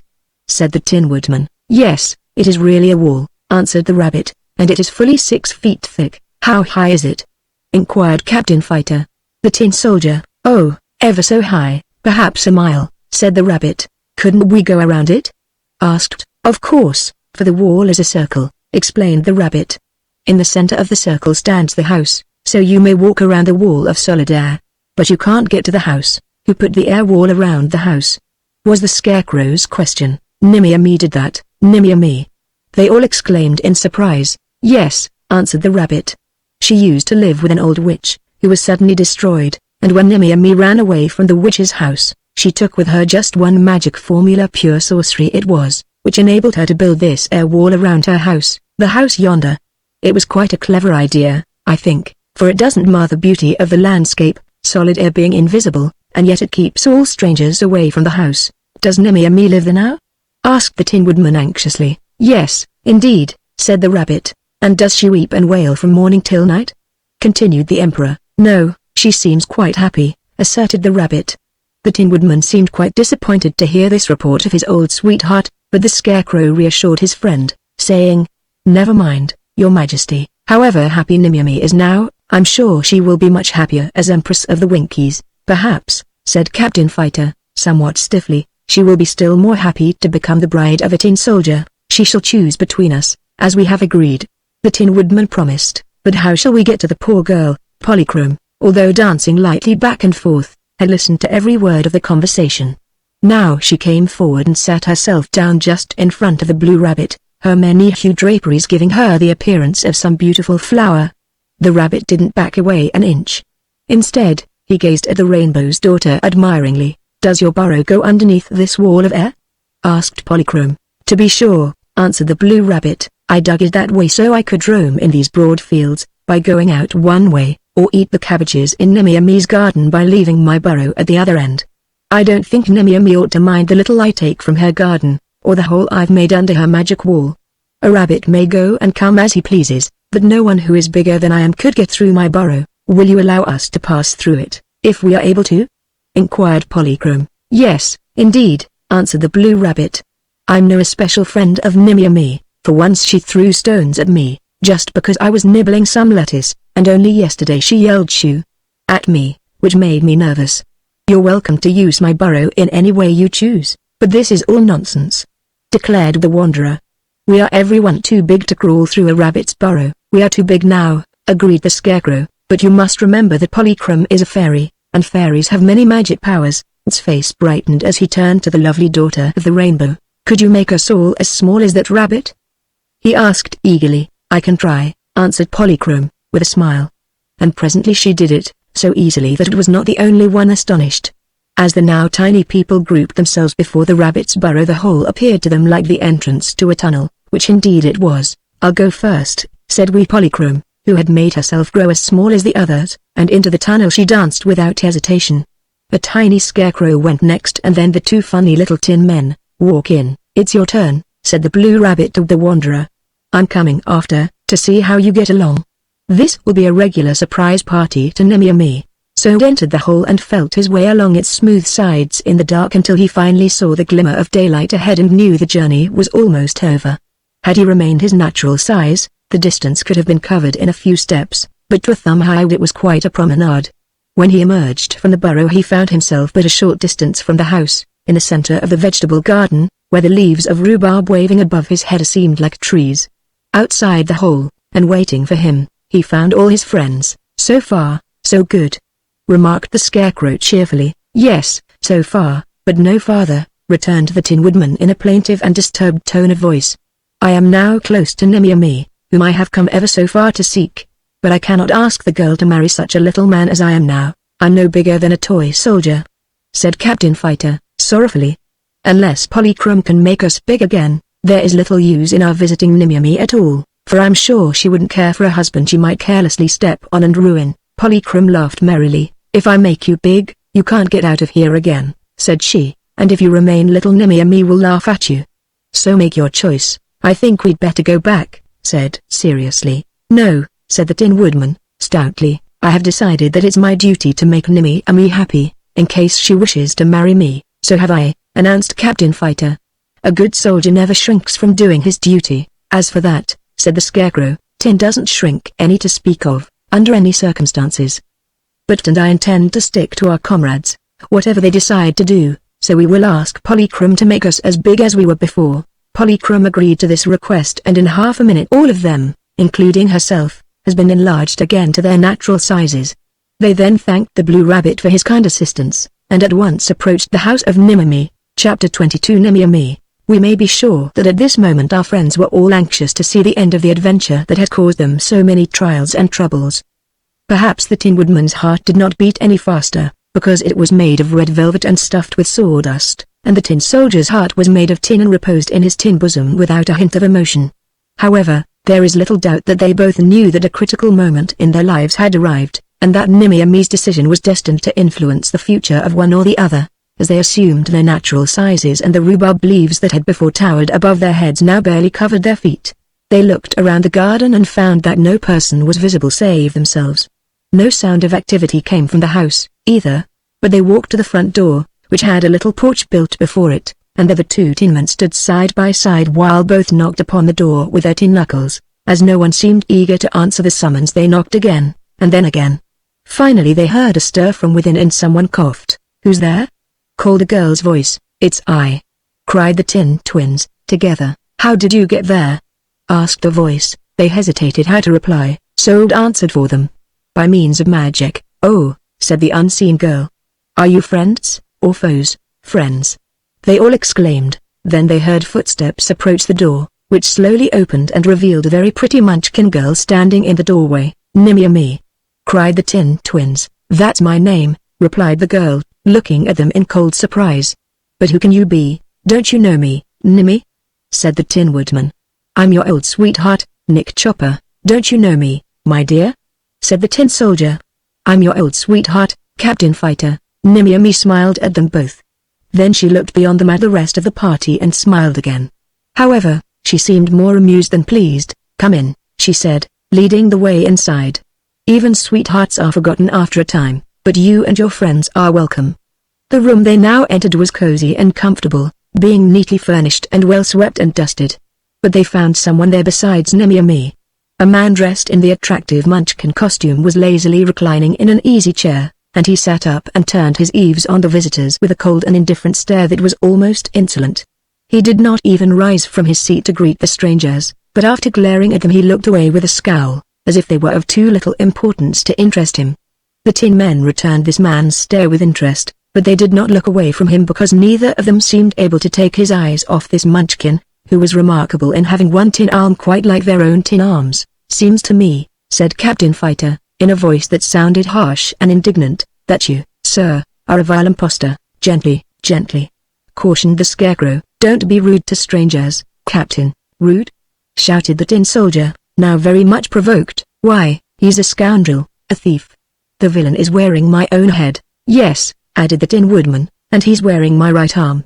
I can recognize it by the two warts on the little finger." "Good gracious!" exclaimed.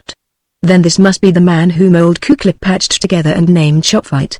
The man now turned toward them, still scowling. "Yes, that is my name," he said in a voice like a growl, "and it is absurd for you tin creatures, or for anyone else, to claim my head, or arm, or any part of me, for they are my personal property." You're a nobody," shouted Captain Fighter. "You're just a mix-up," declared the Emperor. Now, gentlemen," interrupted Nimmy, "I must ask you to be more respectful to poor Chopfight. For, being my guests, it is not polite for you to insult my husband, your husband." The Tin Twins exclaimed in dismay. "Yes," said she. "I married Chopfight a long time ago, because my other two sweethearts had deserted me." This reproof embarrassed both Nick Chopper and Captain Fighter. They looked down, shamefaced, for a moment, and then the Tin Woodman explained in an earnest voice. "I rusted." "So did I," said the Tin Soldier. "I could not know that, of course," asserted Nimmy. All I knew was that neither of you came to marry me, as you had promised to do. But men are not scarce in the land of Oz. After I came here to live, I met Mr. Chopfight, and he was the more interesting because he reminded me strongly of both of you, as you were before you became tin. He even had a tin arm, and that reminded me of you the more. No wonder, remarked the Scarecrow. But, listen, Nimmy-a-me, said the astonished, he really is both of them, for he is made of their cast-off parts. Oh, you're quite wrong, declared Polychrome, laughing, for she was greatly enjoying the confusion of the others. The Tin Men are still themselves, as they will tell you, and so Chopfight must be someone else.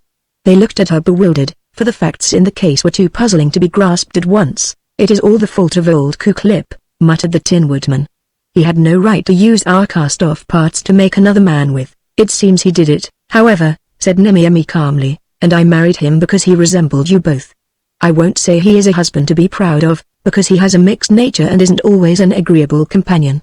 There are times when I have to chide him gently, both with my tongue and with my broomstick. But he is my husband, and I must make the best of him. If you don't like him, suggested the Tin Woodman, Captain Fighter and I can chop him up with our axe and sword, and each take such parts of the fellow as belong to him.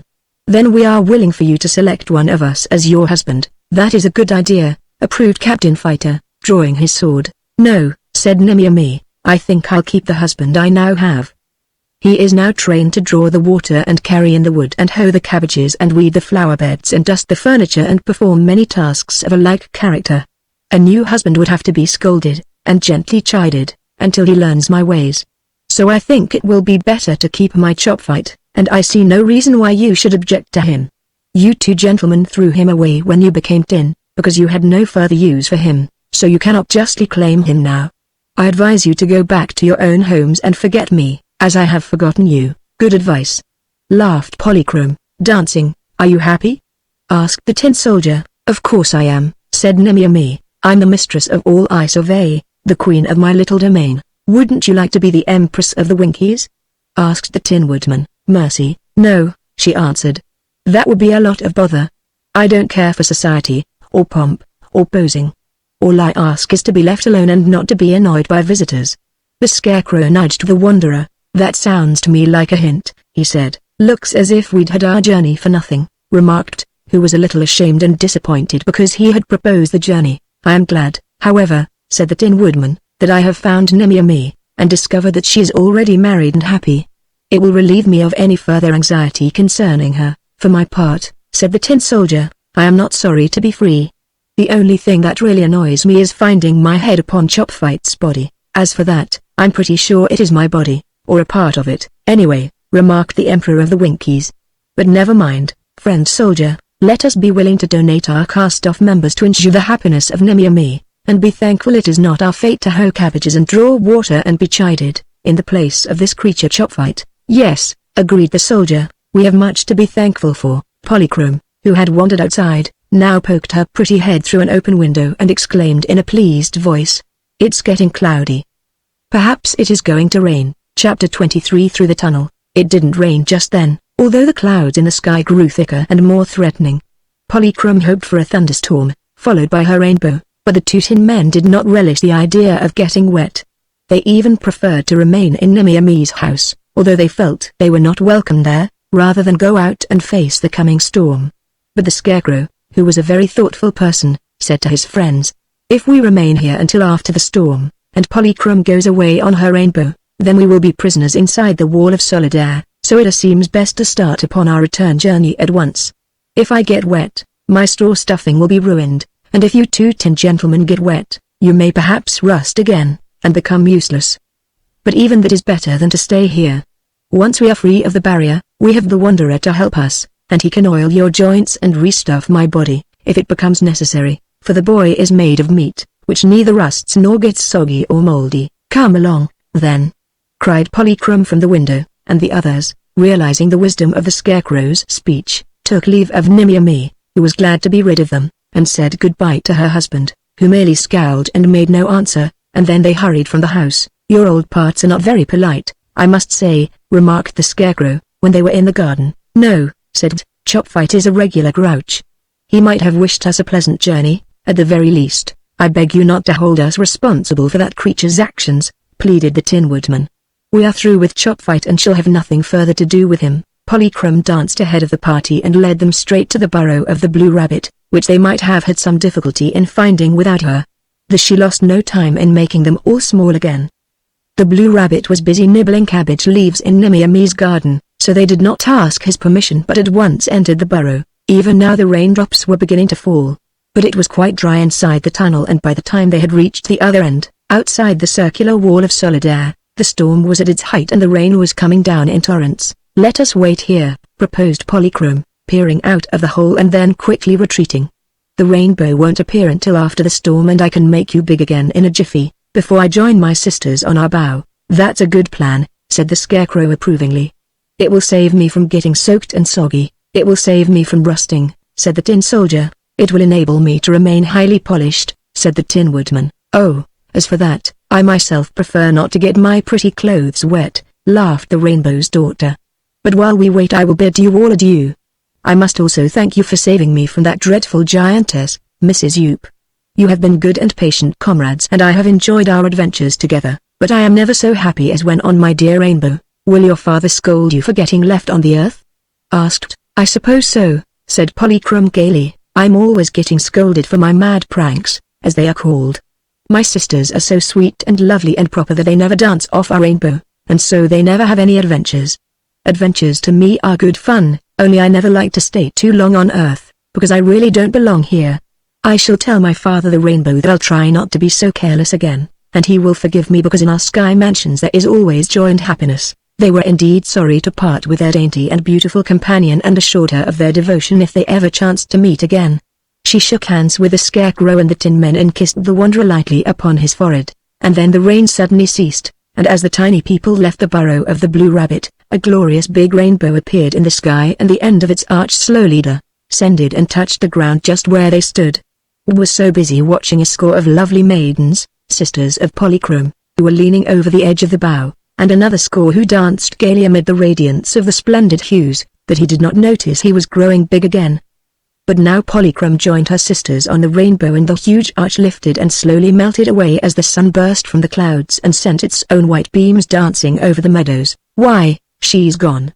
exclaimed the boy, and turned to see his companions still waving their hands in token of adieu to the vanished Polychrome. Chapter 24 The Curtain Falls. Well, the rest of the story is quickly told, for the return journey of our adventurers was without any important incident. The Scarecrow was so afraid of meeting the Hippo Giraffe, and having his straw eaten again, that he urged his comrades to select another route to the Emerald City, and they willingly consented, so that the invisible country was wholly avoided. Of course, when they reached the Emerald City their first duty was to visit Ozma's palace, where they were royally entertained. The Tin Soldier and the Wanderer were welcomed as warmly as any strangers might be who had been the traveling companions of Ozma's dear old friends, the Scarecrow and the Tin Woodman. At the banquet table that evening they related the manner in which they had discovered Nimmy-Ammy, and told how they had found her happily married to Chopfight, whose relationship to Nick Chopper and Captain Fighter was so bewildering that they asked Ozma's advice what to do about it. "You need not consider Chopfight at all," replied the beautiful girl ruler of Oz. "If Nimmy-Ammy is content with that misfit man for a husband, we have not even just cause to blame Ku-Klip for gluing him together." "I think it was a very good idea," added little Dorothy, "for if Ku-Klip hadn't used up your cast-off parts, they would have been wasted. It's wicked to be wasteful, isn't it?" "Well, anyhow," said the Wanderer, "Chopfight, being kept a prisoner by his wife, is too far away from anyone to bother either of you Tin Men in any way. If you hadn't gone where he is and discovered him, you would never have worried about him. What do you care, anyhow?" Betsy Bobbin asked the Tin Woodman, "so long as Nimmy-Ammy is satisfied." "And just to think," remarked Tiny Trot, "that any girl would rather live with a mixture like Chopfight, on faraway Mount Munch, than to be the Empress of the Winkies." "It is her own choice," said the Tin Woodman contentedly, "and, after all, I'm not sure the Winkies would care to have an Empress." It puzzled Ozma, for a time, to decide what to do with the Tin Soldier. If he went with the Tin Woodman to the Emperor's castle, she felt that the two Tin Men might not be able to live together in harmony, and moreover the Emperor would not be so distinguished if he had a double constantly beside him.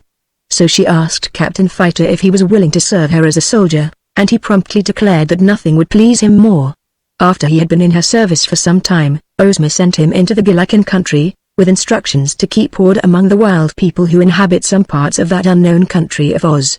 As for being a wanderer by profession, He was allowed to wander wherever he desired, and Ozma promised to keep watch over his future journeys and to protect the boy as well as she was able, in case he ever got into more trouble. All this having been happily arranged, the Tin Woodman returned to his tin castle, and his chosen comrade, the Scarecrow, accompanied him on the way. The two friends were sure to pass many pleasant hours together in talking over their recent adventures, for as they neither ate nor slept they found their greatest amusement in conversation. The end.